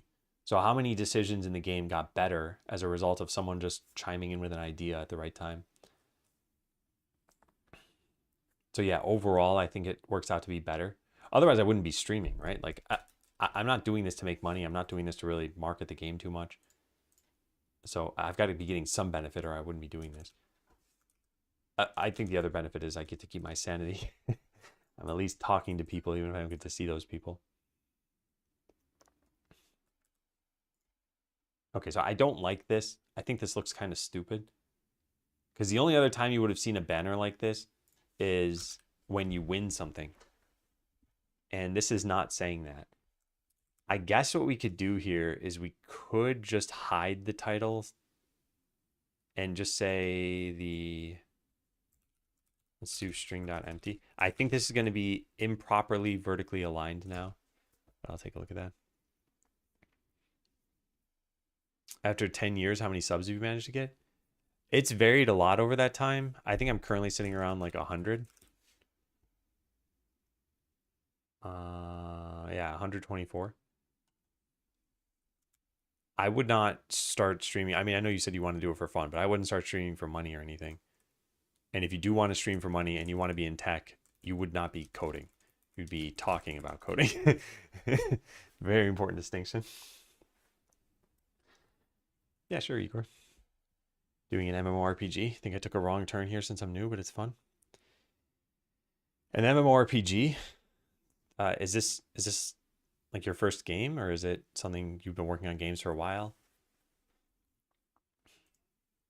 Because I don't know if you've seen all of the advice strongly cautioning against making an MMORPG, but I would also like to strongly caution you against making an MMORPG. Unless truly, truly, if the goal is fun, then yeah, by all means do it. But if the goal is anything else whatsoever, if it's even a hint of like making the product a success, making money, I don't think it's a good idea. And it's not to say people can't defy that and still make it work for them, but it's incredibly uncommon. There's another streamer named Evan who's making an MMO, and I think it's working pretty well for him. But like, it's generally not going to pan out for people. Yeah, my first game, Tibia, something like that. Or I've been having fun. Made my first class this week. Yeah. Like I said, I think it's totally fine to pursue it for fun. Also, for learning, I think it's great. You'll learn a ton. But I would say there's a very high risk of like 6 months from now realizing you're in over your head. And then you might be like, okay, well, I'll refactor some code, or I'll just continue working on some systems. The problem is you're going to feel that again 6 months from there. And then you might do these same things. And then it's going to repeat, and it's going to repeat, and it's going to repeat. And then at some point, maybe like 3 to 5 years in, you might be like, okay, I know what I'm doing. And the scope is still too big. That's how this is probably going to pan out. Again, if you're going in eyes wide open and you're like, well, this still sounds like fun to me, by all means, go for it. It's not like you shouldn't work on a project you want to work on. But like I said, if you have any other goal than just having fun, it is probably better to pursue other things.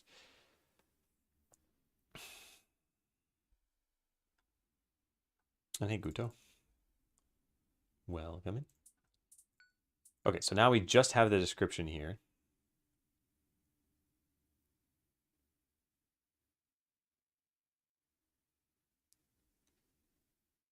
Yeah, it shows up for quite a long time. We can tone that down a bit. That's inside the animation player. We have this show animation. It shows for 7 seconds. I think it's probably okay if this just shows for this one scenario. Like you open the scenario and it says earn 500 gold to win. Maybe you could have a title of bone mode. Scenario number 1. Yeah, maybe that could be better.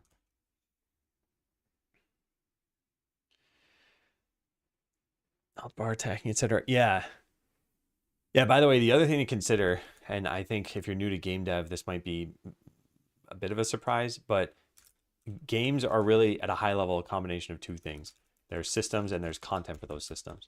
So as an example, suppose I handed you like the Zelda engine that was used, and I give you every single asset. It's already been created, but none of the world exists, none of the storyline, none of anything else. Even from that point, you don't have to make a single graphic. Even from that point, it would still take you a very long time to get to any Zelda game that's been created, right? If we look at like Breath of the Wild or something, like could you sculpt a world? I guess even let's say we gave you the world too. And so we're like, you know what? We gave you the whole world map. And now you got to put in all of the enemies. You got to put in all of the quests. You got to put in all the items. You got to figure out the balance of the game. You got to make sure that like a player who goes to the Northwest first doesn't have a bad time as opposed to a player who goes to the Northeast. You got to like guide them through. So an MMO is a gigantic amount of systems and then a gigantic amount of content. Whereas there are some games out there where it's a small amount of one or the other. So maybe you've got, I don't know, if you consider like Tetris, for example, it's basically one system and it's almost like there's no content. Not quite. And you could kind of argue even the one system bit here. It's like, okay, Tetris is not going to take you a long time. If I give you all the graphics and I give you like a Tetris engine and I'm like, okay, now go fill in, how fast the block should fall. You'd be like, okay, that'll take me like 5 minutes. All right, so how's this now? Scenario number 1. You know, I kind of like that. I do think this is way too large in terms of font size. So maybe we tone that down a bit. But yeah, I kind of like this. So this would show up at the beginning of the run. Should it show up at the beginning of every run, I wonder? So scenario 2, it could say earn 3,500 gold to win. You can interact through... Oh, no, you can't. I just changed that. Whoops. Let's go fix that. Set this to ignore and set these to ignore. Yeah, you're supposed to be able to interact through these. So they're not actually stopping you from doing anything. I think let's just do it for the first scenario. All right, so we're going to go delete this. Let's close out of every other tab. Let's go back to that UI. Let's put this back in. And then I want to, well, let's paste this before I forget. I want to put this at the beginning of challenge mode. So this is add child at top of scene tree. It's going to go in the UI. Town challenge mode functions. So there's a start. Here it is, started or loaded challenge. I only care if we started it. And starting it, I think only happens here. So we're going to say like show banner. All right, private void show banner. That's going to be all this code. And then this is going to be in the UI. Banner's going to be there. We don't want anything extra here. Banner shows up, but why? Oh, because I changed this. Yeah, never mind. And then I only want this to be for scenario 1. So if main dot new, where is this? Challenge mode data? Yeah. Challenge mode data, difficulty level is equal to new challenge run screen dot min difficulty level. So if you're on the lowest difficulty level, we're going to spawn a banner saying scenario number 1, earn, and then this should be parameterized. Int gold target. I think it's in the configuration. Gold objective. And what is it? It's a long.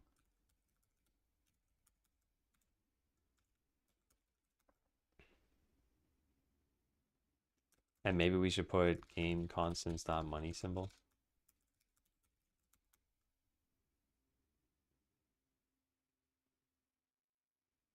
I mean, at this point, we might as well just put this here. Scenario number. Does this start at 1 or 0? It starts at 0. Okay. Well, I'm still going to do this. And we'll just change this to be this +1. And I'll do it this way.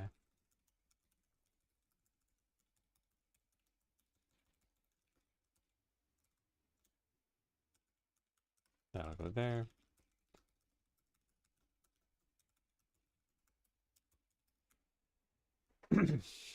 Gonna do it more like Tibia, make it simple. Yeah, I've never played Tibia. I don't know how simple it is.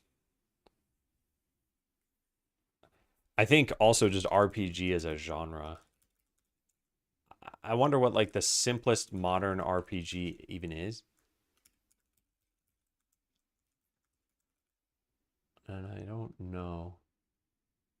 I guess you'd have to list out some RPGs and then from them you could probably figure out what's the simplest one.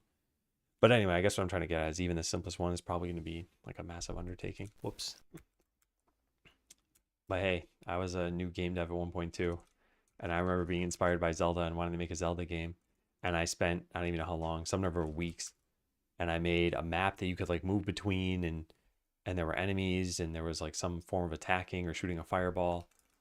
And then that was it. That was the end of the project. Yeah, I'll go dev. A streak. I didn't even know those were turned on in this channel. Wow. How goes it?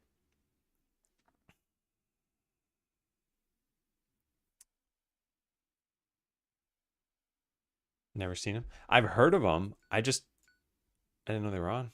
Showed up yesterday for me. I guess you have the option to share it. Oh, this only works when you click this, right? So wrestling with the animation tree. Oh man. It says scenario 1. I want to say scenario number 1. And if I go to scenario 2, it should not show up, right? No, it doesn't. Good. Okay. Yeah, you might want that for everything. I'm not sure. I think you can check the scenario details if you want. But I like this. I think it's going to ease people in a little bit more. So yeah, the question is, do we want that for everything? I don't think so. I think you can check it yourself. Scenario number 1, earn 500 gold to win.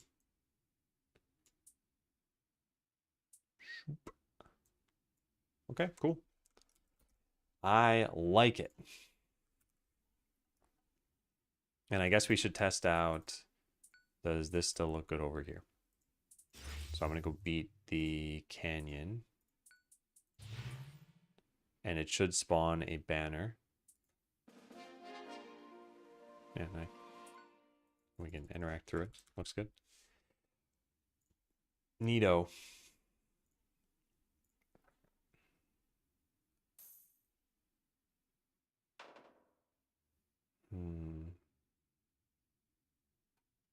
I change what these are. Yeah. It's rather unfortunate. Just because it's going to poison the diff a bit, but it's not worth fixing. Anything here that changed? Doesn't look like it. Banner, show banner. Looks good. I miss those UID files. I'll check those in later.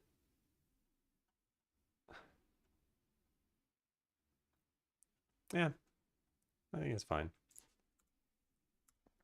Show banner for scenario number 1. It tells you what your objective is. This is only for scenario 1, since I think new players would need a bit of guidance. And then add missing UID files.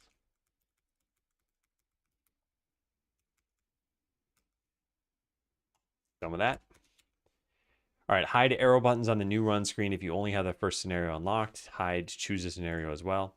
These are just little things that I think will help steer new players. I want this UI to be a little less daunting. This line of text is going to be deleted eventually. But like these buttons, people hover over them and they're like, what are these? So just we're not even going to show the buttons if they're not going to do anything. And then the next time you get to this screen, you'll understand what they do because you'll be able to click them. So it'll work out. So choose a scenario and then these buttons. Let's go find them.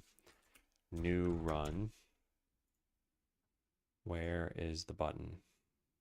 Decrease difficulty, increase difficulty. So we already have those. Choose label we do not have. So that's in new challenge run screen. Private, what is it? It's a rich text label. Rich text label, choose label.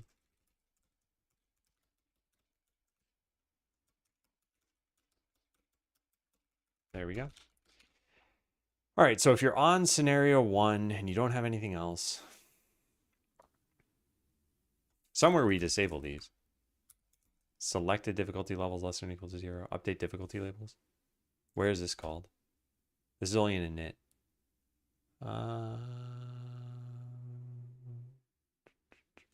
Yeah, I'm just going to hide them. All right, so highest unlocked difficulty is there. If it is equal to the minimum difficulty level, then we're going to pretty much hide everything. Hide that, and hide that. Nice. Wow.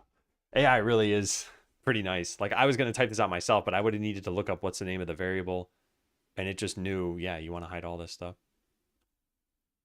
Pretty cool. So it's not going to hide anything right now because I have scenario 2 unlocked. But if I go delete my save file, then it will show us what I just did. So remove that and try running this. Do you have a specific process on how to make your to-do list? Do you take some time to write it down or you just fill it as you remember tasks? I do a little bit of both. And I think you'll kind of see this play out. Like here, I'm just going through the tasks and marking them done. But for the daily tasks, I tend to only do it a day or two ahead of time. And in general, it's been like go through this to-do list, fill out my journal. And then this is another to-do list we have with a whole bunch of items. This is basically the backlog of stuff that hasn't made it into GitHub, which forms yet another to-do list in the form of just issue tracking. If I don't write something down, I think there's a high likelihood I forget it. So I try to at least make sure I have stuff written down. And I try to make it as low cost as possible. And just pasting it into a document that holds everything is the lowest cost.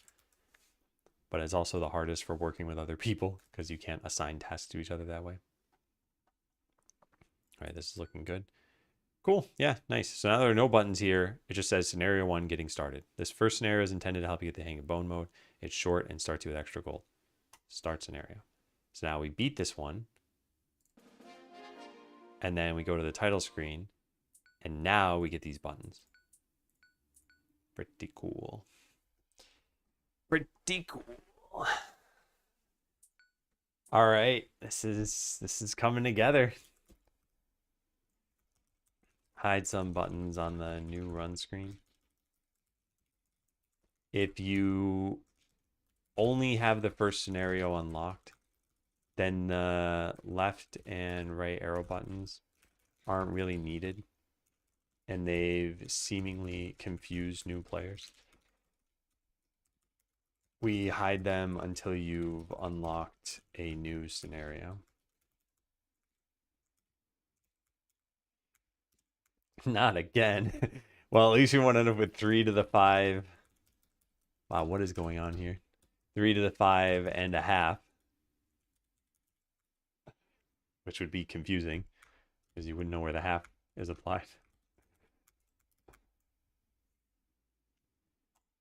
All right, that's done. We don't save the timers for time until granting free chest or time until auto fishing. Well, I've been streaming for 1 hour and 52 minutes. We've gotten a decent amount of stuff done. It's not a lot off of this list.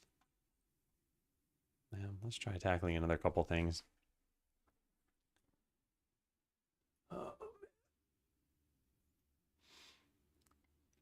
How's it going, Oppressal?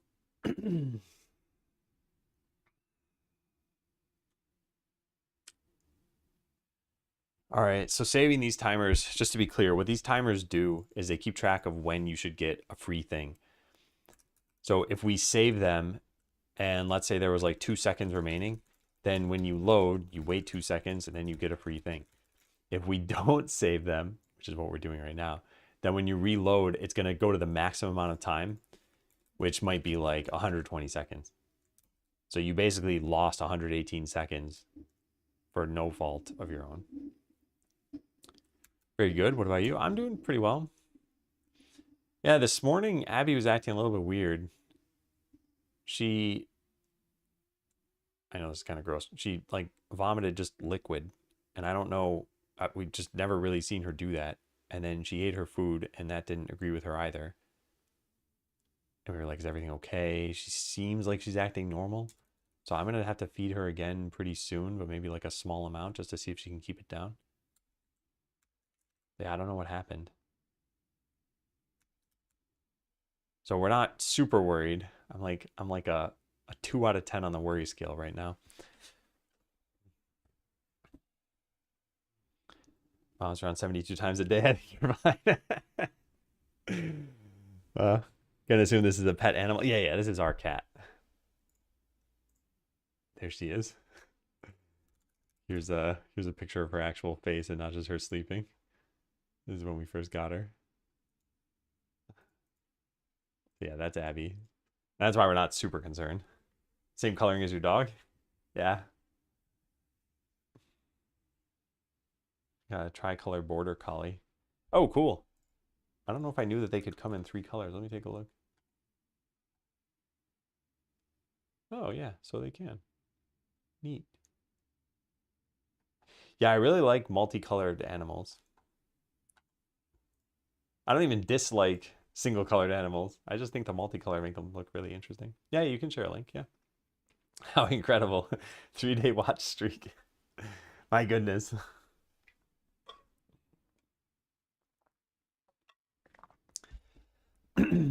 Okay, well, saving this stuff is not hard.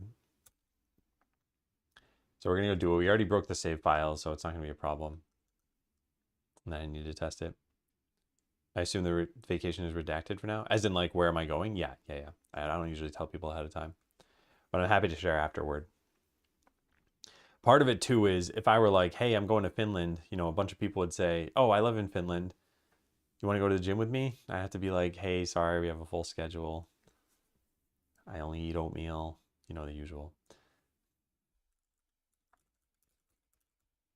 All right, so what is this? This is a double. And we already have treasure room save data, right? So we just need to plug this into there.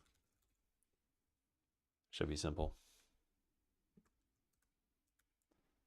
Come on. Come on.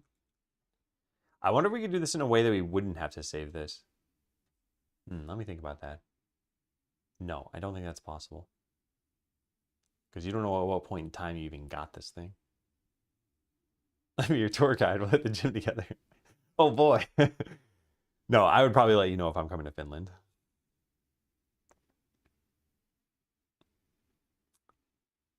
Yeah. Yeah, there are certain countries if we went to, I plan on reaching out to people. There's another thing, and I've kind of talked about this on stream before. There's like a vibe check that someone needs to pass for me to even want to reach out to them. And it hasn't always worked out in the past. Like sometimes people are like, hey, we should hang out. And I don't get a good impression from them online. So I don't end up reaching out. And yeah, if I were to announce I'm going somewhere, I think it sends a stronger message than if I'm just like, yeah, you're in my area and we don't end up hanging out. Anyway, thankfully, I've never really had to worry about this stuff too much. It's not like I've got a million viewers. It's not like I'm streaming some controversial content or something where people have it out for me. I'm coding video games. Rough coat tricolor border collie called Echo. Oh, nice name. I like that. Let's see. This is loading very slowly. I am guessing this is like a gigantic image.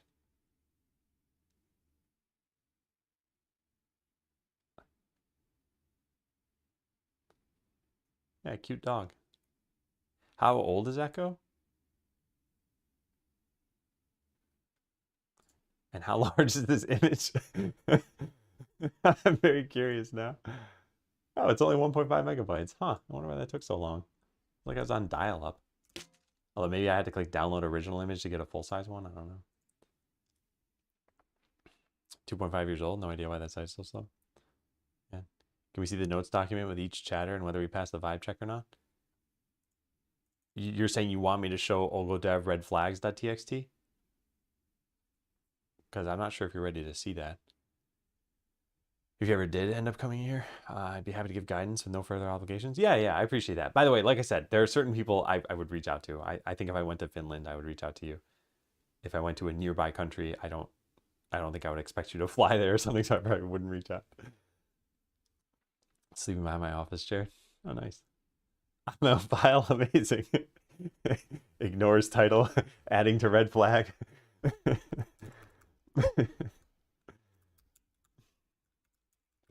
Public double.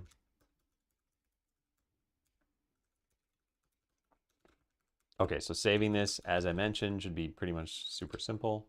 We just do that, and then when we load that. Yeah, nice. And then we do the exact same thing for the fishing pond. And this is technically saved in story mode too, even though this isn't needed for that, but yeah. Can help direct you towards some great places to go visit and eat. Yeah, the UK is a difficult one because I think there are a lot of viewers from the UK, and I don't know everyone who's from the UK, or I don't know that you're all from the UK if you are.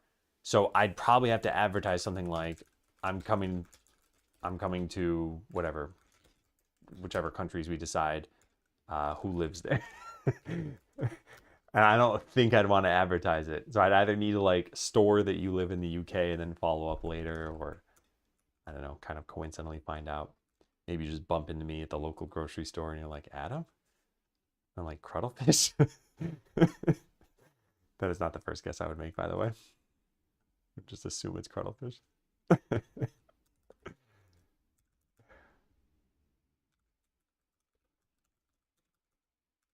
Okay, there's that. Let's go plug this in over here.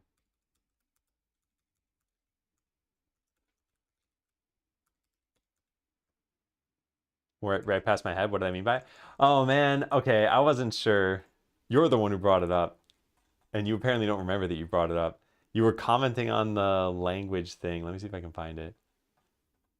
I probably won't be able to find it.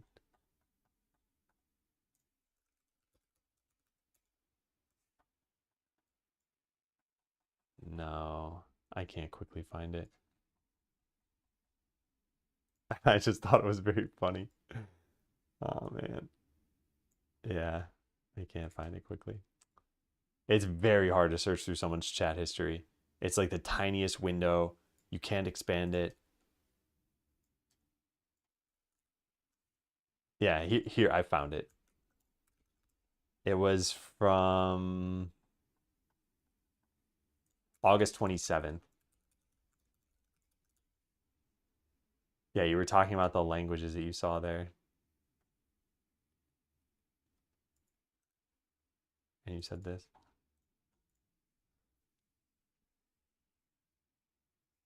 And I forgot it was Switzerland, so I clearly didn't even remember. I've been saying Swedish more since you sent that message. People start with swa. Yeah, Swedish, Swiss, they're practically the same. That's hilarious. I mean, it's hilarious that I didn't realize until now that there's no way you could have gotten the reference.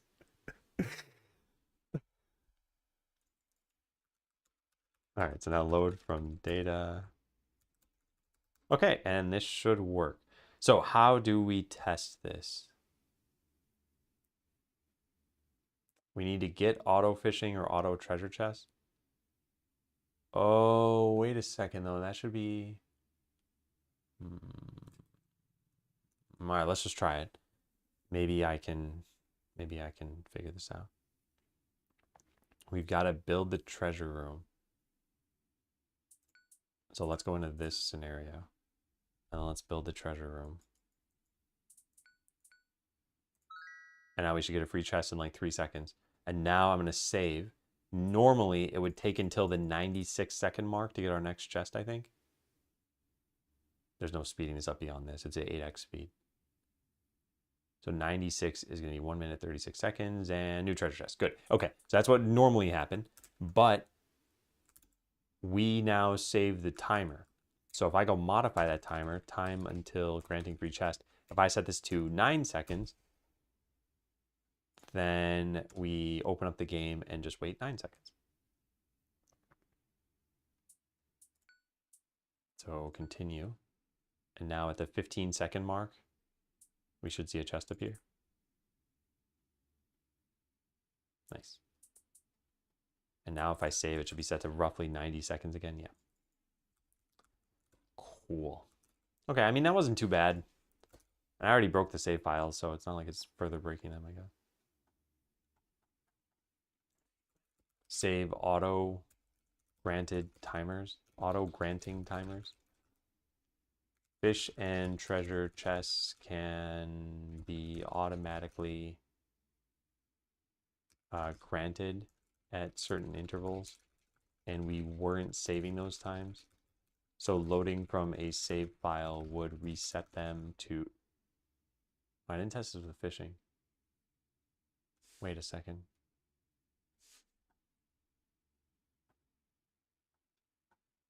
How did this work then?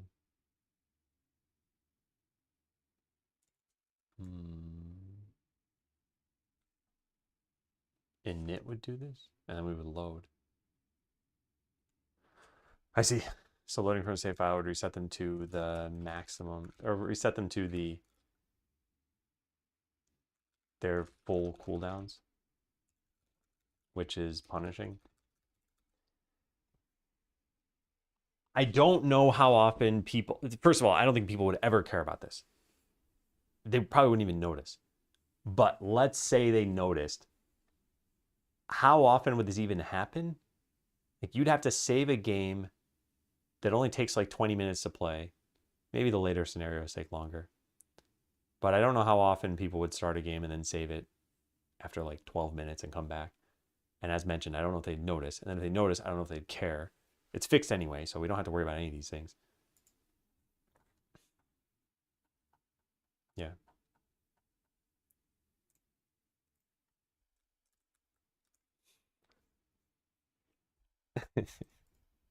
The reason, so as mentioned, I thought it was Swedish forest, but the reason that was hilarious to me is because I don't think Sweden is known for its forests.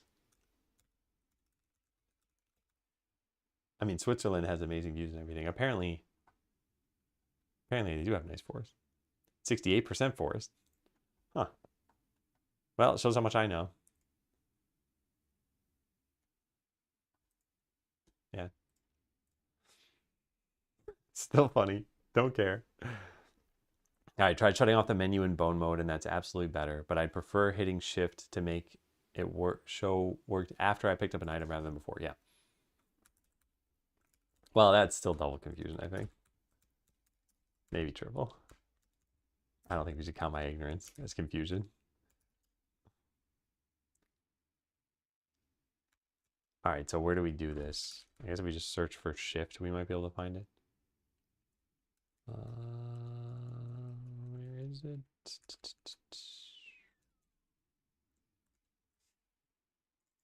Is there a shift pressed true in here? No. I don't know how you even check this. Let me try this again. Somewhere we should have the word shift in our code base, right? We don't. At least not in the context I'm looking for. Huh. All right, well, it's in the item actions menu. Where do we check this? Action. Button shortcut actions. No, that's not what's going to help me. Let me try something.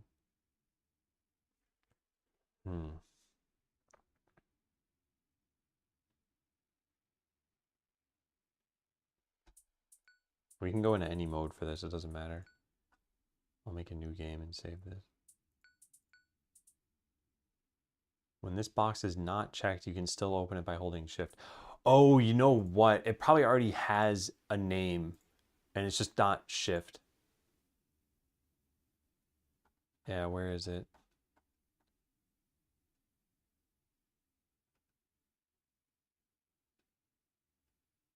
I can't find it. Oh my God. Okay, this list is way longer than I thought. Where are you? There it is. UI action UI use action menu. That's what I'm searching for. Use action menu. Okay, so should show is based on this. So what we want to do is we want to make it so that after you've held shift, that you can show this thing.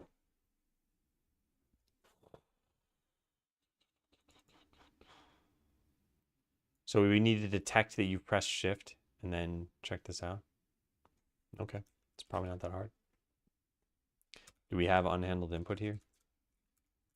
We do. All right, so if input.is action just pressed, UI use action menu and should show, then open the menu, accept and return. We need to know that you're holding an item. Is holding item. Where does that come from? Player held item.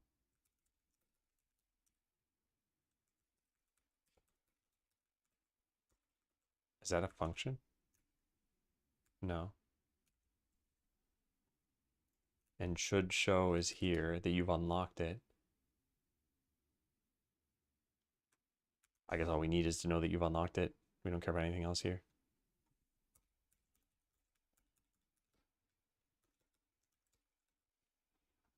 Okay, then we open it. So if we search for wherever should show is called, can't find it anymore. There it is. Pick up, item, use action menu, start holding. Take care, K. Thanks for playing Jump Royale. Open. There it is. And we set the position. The position will be wrong.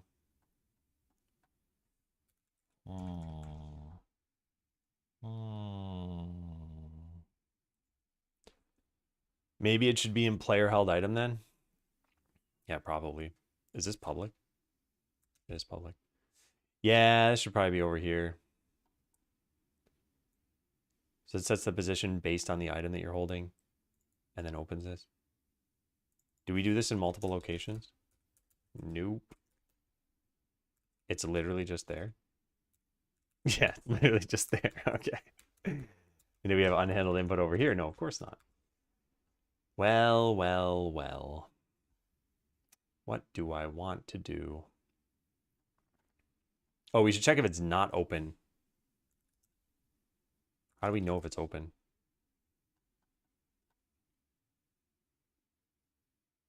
There's no is open. Huh. No, apparently not. All right, well, what does open do? It kills the fade tween, repositions, fades in, deletes the fade tween. I guess we could just keep track of a Boolean here.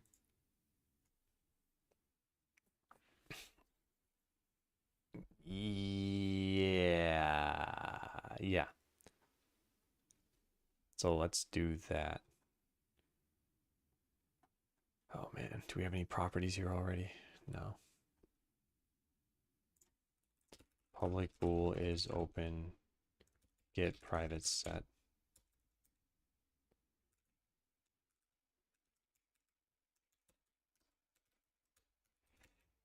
Okay, so open is just going to set this. Close is going to unset it. True. And false. And then we move unhandled input here to player held item. Heading off too. All right, take care, Cuddlefish. Thank you. Yeah, the stream won't be going on for too much longer, probably. I'm going to wrap up somewhat soon. This is an input. I guess I still want it in unhandled input. All right, so if you press this and in the item action menu, where is the item action menu? Town.ui.action menu. Hey, player. And is holding item and it's not open. Then open it and accept event. Accept event doesn't exist? What? Because this isn't a Godot thing? No, what? Where does it exist from? Control. Oh my god, only controls have it. Yuck.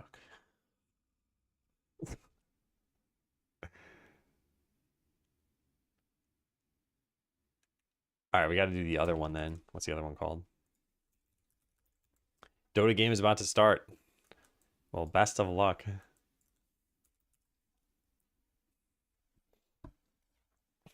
I've been playing a lot of the finals lately, and it's an FPS. So there are a bunch of weapons, and weapons have an experience bar. And each weapon, I think, has a slightly different way of calculating how you get experience.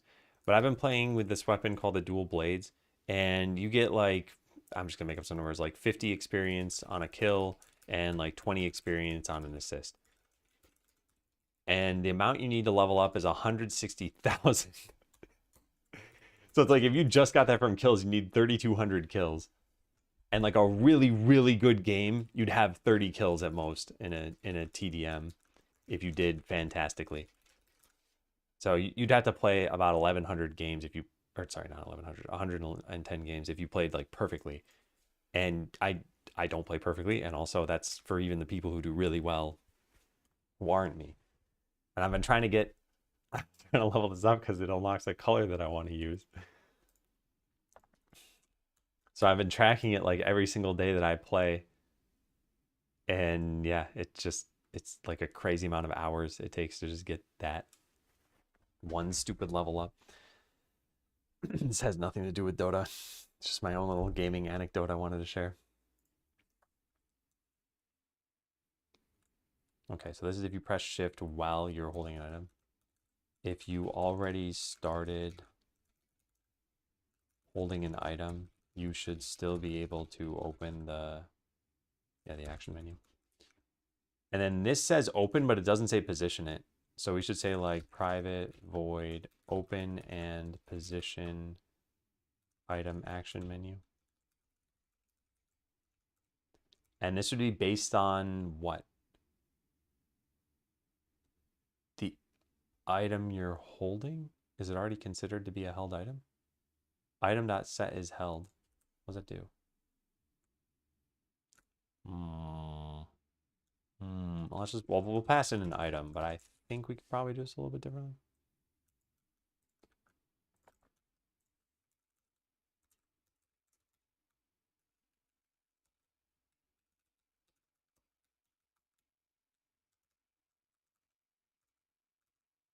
So what does is holding item do? Checks to see if item source has an item. Okay. Hey, Shaky. Hey, Becca. You do any testing for your code? Or is it, if it works, it works? Yeah, there's very little automated testing in here. My general philosophy is that I think testing would mostly slow us down. I feel like there needs to be some context for any software engineers out there. I've worked as a dedicated automated tester.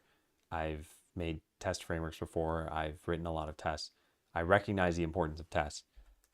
But I think with game dev, and especially with a small team, it's hard to know if what we're doing is going to stick around. And the extra like 10% of the time writing tests or debugging things could be spent toward just development. As an example, I mentioned this the other day. We had a concept of, there was the enchanter, the original one. It took items to disenchant and cast spells. This system doesn't exist anymore. Imagine if we'd written tests for this and then we're just like, oh, the system isn't fun. Then we delete the system, which we did, but then we also delete all the tests, which were pointless at that moment. Hey, Sergeant Sam, can I ask your opinion about AI tools for programming? How useful are they really? Yeah, sure. So I think there are some like main modes of using AI. I think one is just as autocomplete. Another is as a like a question and answer service. And maybe this is to fix code. And then another is an agentic workflow where you kind of just treat AI as a software engineer. I think these are the main ways that people use AI. I only use it for this. So for me, it sometimes saves me just typing out a line that I wouldn't have needed to type out. And this literally just happened when I did, let me show you. Yeah, this. I think I typed like CH. I typed just this. Okay, now it's not doing it, but I'm also in a different context here. And it figured out that I wanted to hide. Okay, here it did this too, but it figured out what I wanted to hide exactly. So it saved me typing out these entire lines. Now, granted, I wouldn't have typed these all out by hand. I would have just needed the beginning of the variable name. I would have hit tab, and then I would have typed like .hide. But that's whatever, 9 keystrokes. And it just did it for me. Those are pretty nice. I like that. I think there's a category of people who, there are people who know what they're doing and want a leg up. And I think these sorts of question answer services can really help with that too. Like, hey, here's a new code base. Where do they handle user login information? And the AI goes and finds out, okay, here's where that happens, here's where that happens. But even just using it as an agentic workflow, I tried this for the first time and with success when I made the metrics server. I had it make this Python server here. It wrote out pretty much every one of these 150 lines of code that you see here. I wrote out pretty much all of these with no real modifications. I changed some little things here and there, like I added in a password. But it just wrote this stuff out. And this is not complex code. I could have written it myself.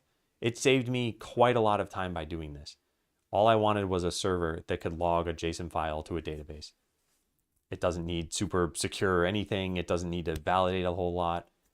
And it wrote all this out. It gave me a README on how to run it. And like I said, I made some very minor changes. So I do think AI is helpful. I think it can come down to how you use it, how good the AI is, and what your expectations are. And I heard something interesting from Monadic Bind, who heard it from someone else, who said something like, to a junior engineer, AI seems senior. To a senior engineer, AI seems junior. And I think that's kind of interesting. So I think if your expectations are set correctly, then you probably have a better time. It'd be worthwhile for me to set up some sort of end-to-end test that scripts the character, walk to here, assert player's a new location, then pick up item, assert player has item in backpack. I think that can be good. But I think at the end of the day, too, the other kind of problem I have with tests is that if your game isn't good, or if your game, I guess, like doesn't sell well, then the tests were probably pointless. This is a very business-oriented perspective on this. So if your game doesn't sell well and you were trying to make it a product,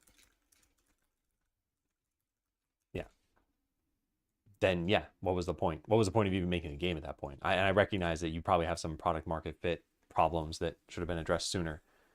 But that's another thing is like, let's say you write this game, it takes you 3 years, you've written tests, you spent like 4 months of your time just writing tests and maintaining them, and then you release the game and it's like, well, nobody cares.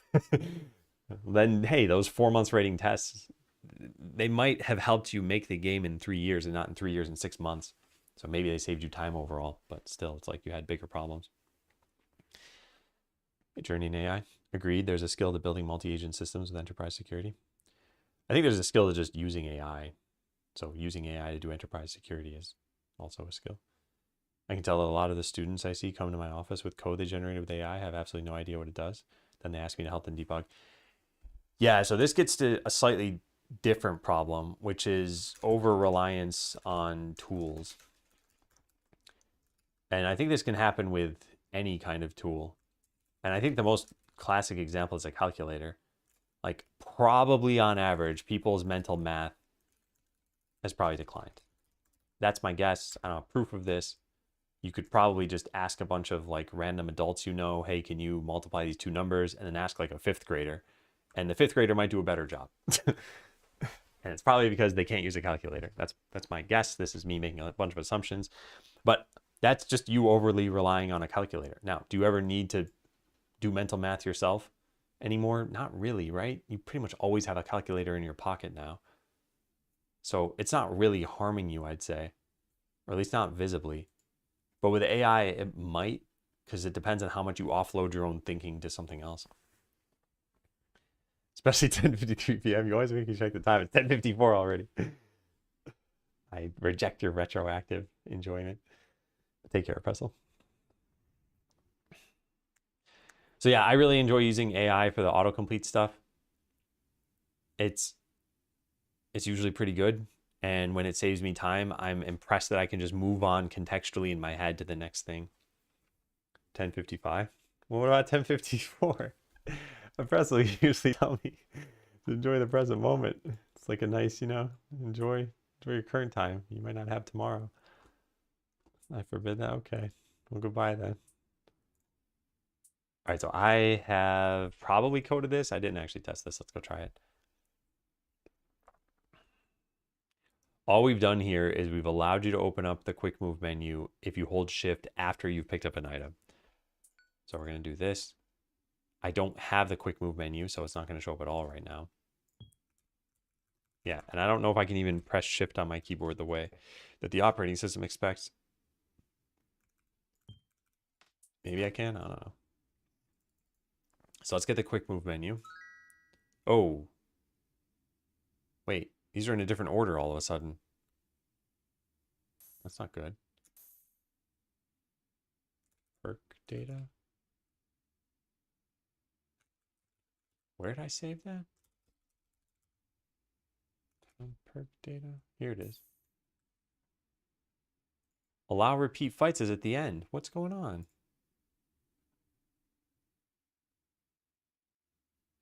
What?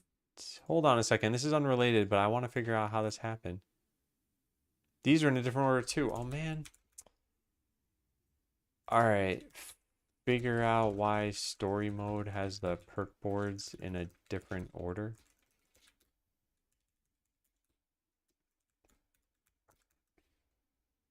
All right, well, let's try the thing I originally wanted to try here. So if I pick up an item, we should see the quick move menu. Good.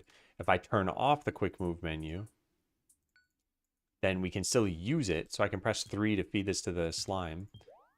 But now if I press shift while I'm holding it, it pops up. But it's going to pop up where the item is, which is probably, yeah, that's probably what you'd expect.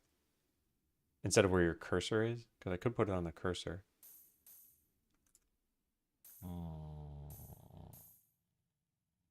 I don't know where I'd expect it to be, but I think this is good. Yeah, so this is what Mars was talking about. Mars wanted this feature. So, oh wait, whoops. Yeah.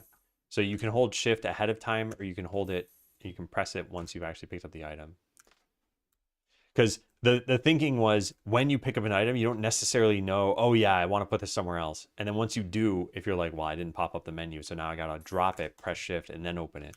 Well, now you can pick it up, press shift whenever you want, and put it where you want it to be. So yeah, this is working. Feels pretty good. Let's check that in, and then let's figure out this next problem. Yep, that looks good. That looks good. That looks good. That's good. Cool. So allow opening QMM after picking up an item. And let's capitalize after. All right, done with that. So figure out why story mode has perk boards in a different order. Okay, so this shows up here. If I save and load, what happens? It's still there. All right, so we got to go find out what's going on. Down perk data. Oh, because it's a dictionary. Oh. So this wasn't the dictionary before this? All right, well, this should be pretty easy to fix. But yeah, let's go look at what it currently is. This is going to be very fast because I already know what file it's in. No, it was a dictionary here too.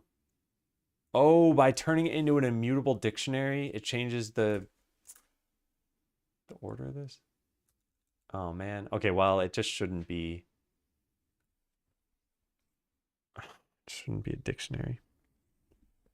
It should be a list of pairs of ability ID and perk ability data, which is going to change everything, which is going to make this annoying. Yuck.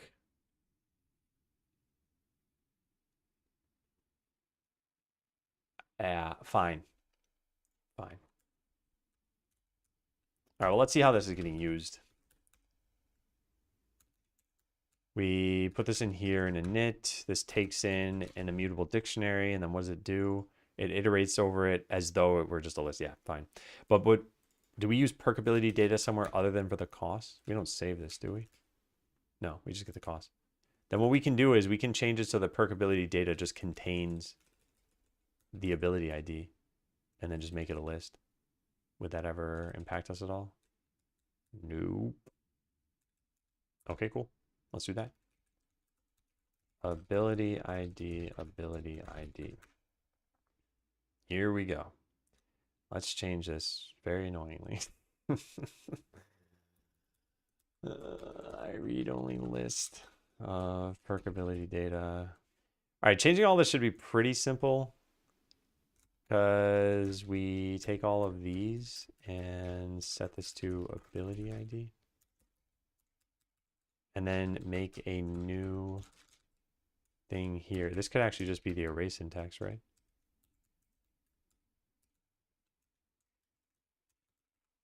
Yeah, easy. So I want to change everything to fit that format.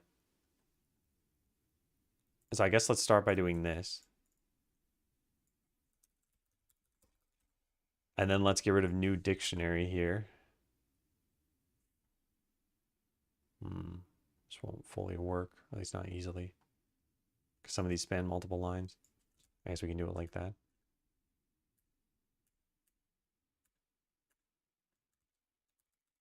Did that work? No, probably not. But kind of did. Yeah, it kind of did. All right, now we delete all the 2 immutable dictionaries. And then we get rid of this.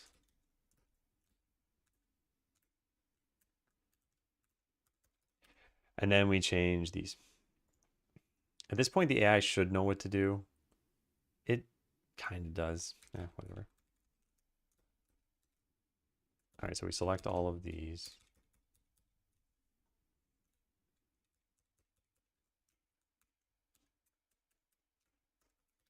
Ability ID. And we're done. Okay, so this file has been changed. Now we need to change the initialization of all of these tabs. Do you use Copilot? Yeah, I do. Yeah. Well, it didn't really help me there. I just used multiple cursors for that. So now we take in is a read-only list of perk ability data. Then we change how this works. So we're going to get ability ID and we have to pass in the data. I guess let's just do it like that then. All right, it's going to change a lot of call sites. Yeah.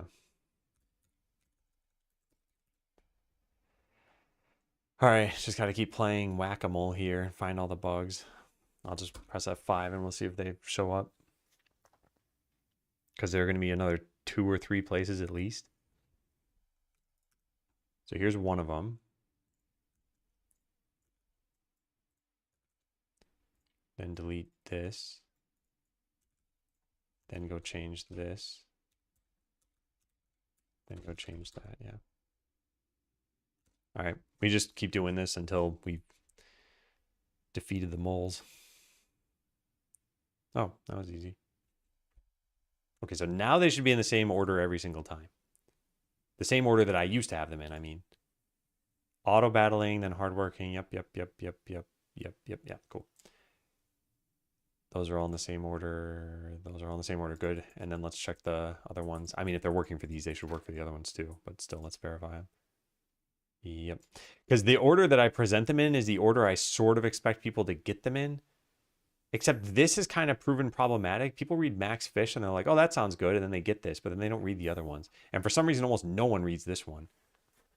They're just like, I'm sick of reading stuff. And they stop somewhere around here. Then they find this and they're like, oh, I should have gotten that sooner. And then there's one more place, right? This one. Yeah, this is the same too. Good, perfect. Okay. And this actually simplified a bunch of code. This probably got a little bit shorter. Yeah, 22 lines shorter. And then these got shorter as well. This doesn't need to have a mutable there. No, that didn't get shorter. Sorry, that's the same amount of lines. This is 5 lines shorter. Number of lines doesn't really matter. I like seeing things get shorter just out of personal satisfaction. So I should search for perk ability data.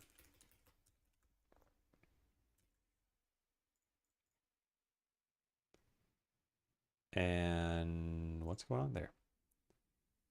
There's a perk constants. Looks good. That's also good. That's also good. Cool. Yeah. Nice. Now I just read this one more time, just make sure I didn't type anything in I didn't mean to. Oh, looking good. All right, so fix order of perk trees. Before this branch, I was using regular dictionary instances, but now we use immutable dictionary instances, which apparently changes the order of the perk trees. I switched to using lists to make it very clear. By the way, order only matters because I try presenting perks in a logical unlock order to new players. Oops. Oh god, what did I do? Oh no, my by the way went away. There it is. Nice. Gotcha.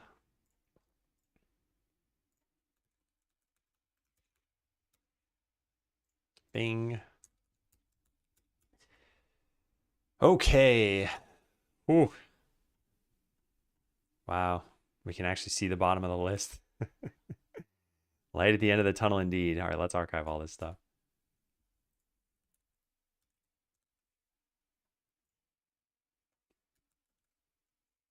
So how many characters are we down to now? 8993. So yeah, we got rid of a decent amount. Worked on miscellaneous new player and QOL improvements. Ended the morning with 8993 characters. So what do we start with? We started with 15,000 characters. We went up to 17,000. We went up from there to 20,000. And then we started actually pruning them away. Are there any cool tools to make assets with for 2D games instead of downloading others? A lot of people use Ace Sprite.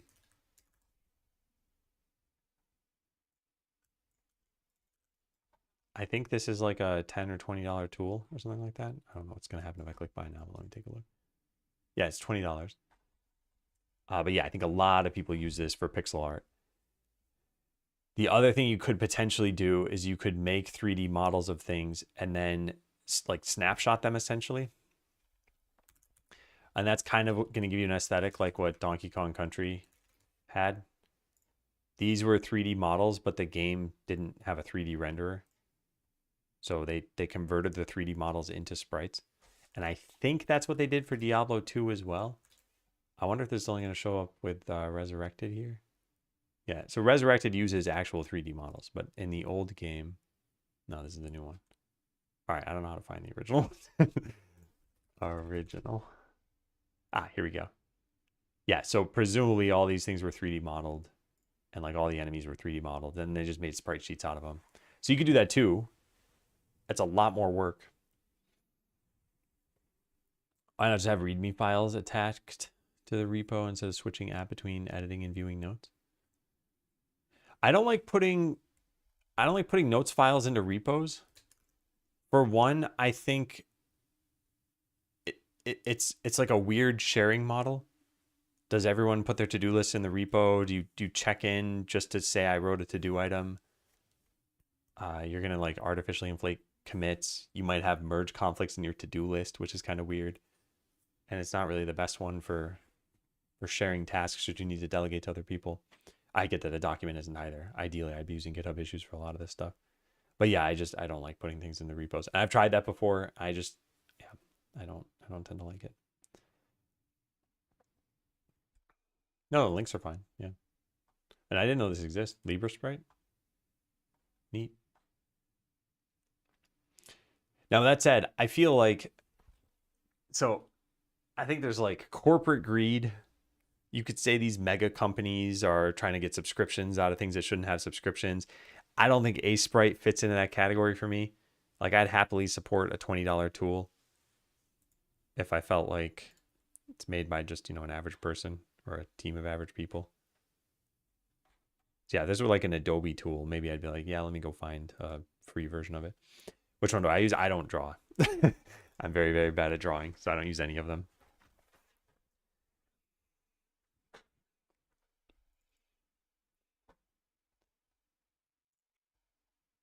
All right. We have made some good progress. I wonder how many more individual items we have. Let's see. 1, 2, 3, 4, 5. Oh, this is not 5. This is like a million. All right. So somewhere in the number, like the tens of items. Maybe we have like 30, 40 maybe. I don't know. I'm not good enough for the paid one. I think that's one way to look at it. Another way is that if you feel like you're eventually, good enough, whatever that means for the paid one, then you would have already learned it by the time your skill levels up to that point.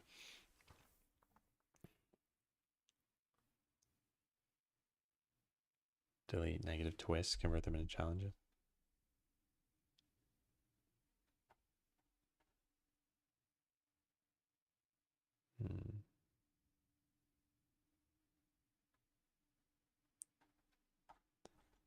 This is going well. Yeah. I'm still a little bit daunted by this list because I'm a little bit concerned that there's going to be an item here that takes another like 8 hours to do. And so far that hasn't been the case. Even today alone, I already pushed everything, so I guess we can just look over here.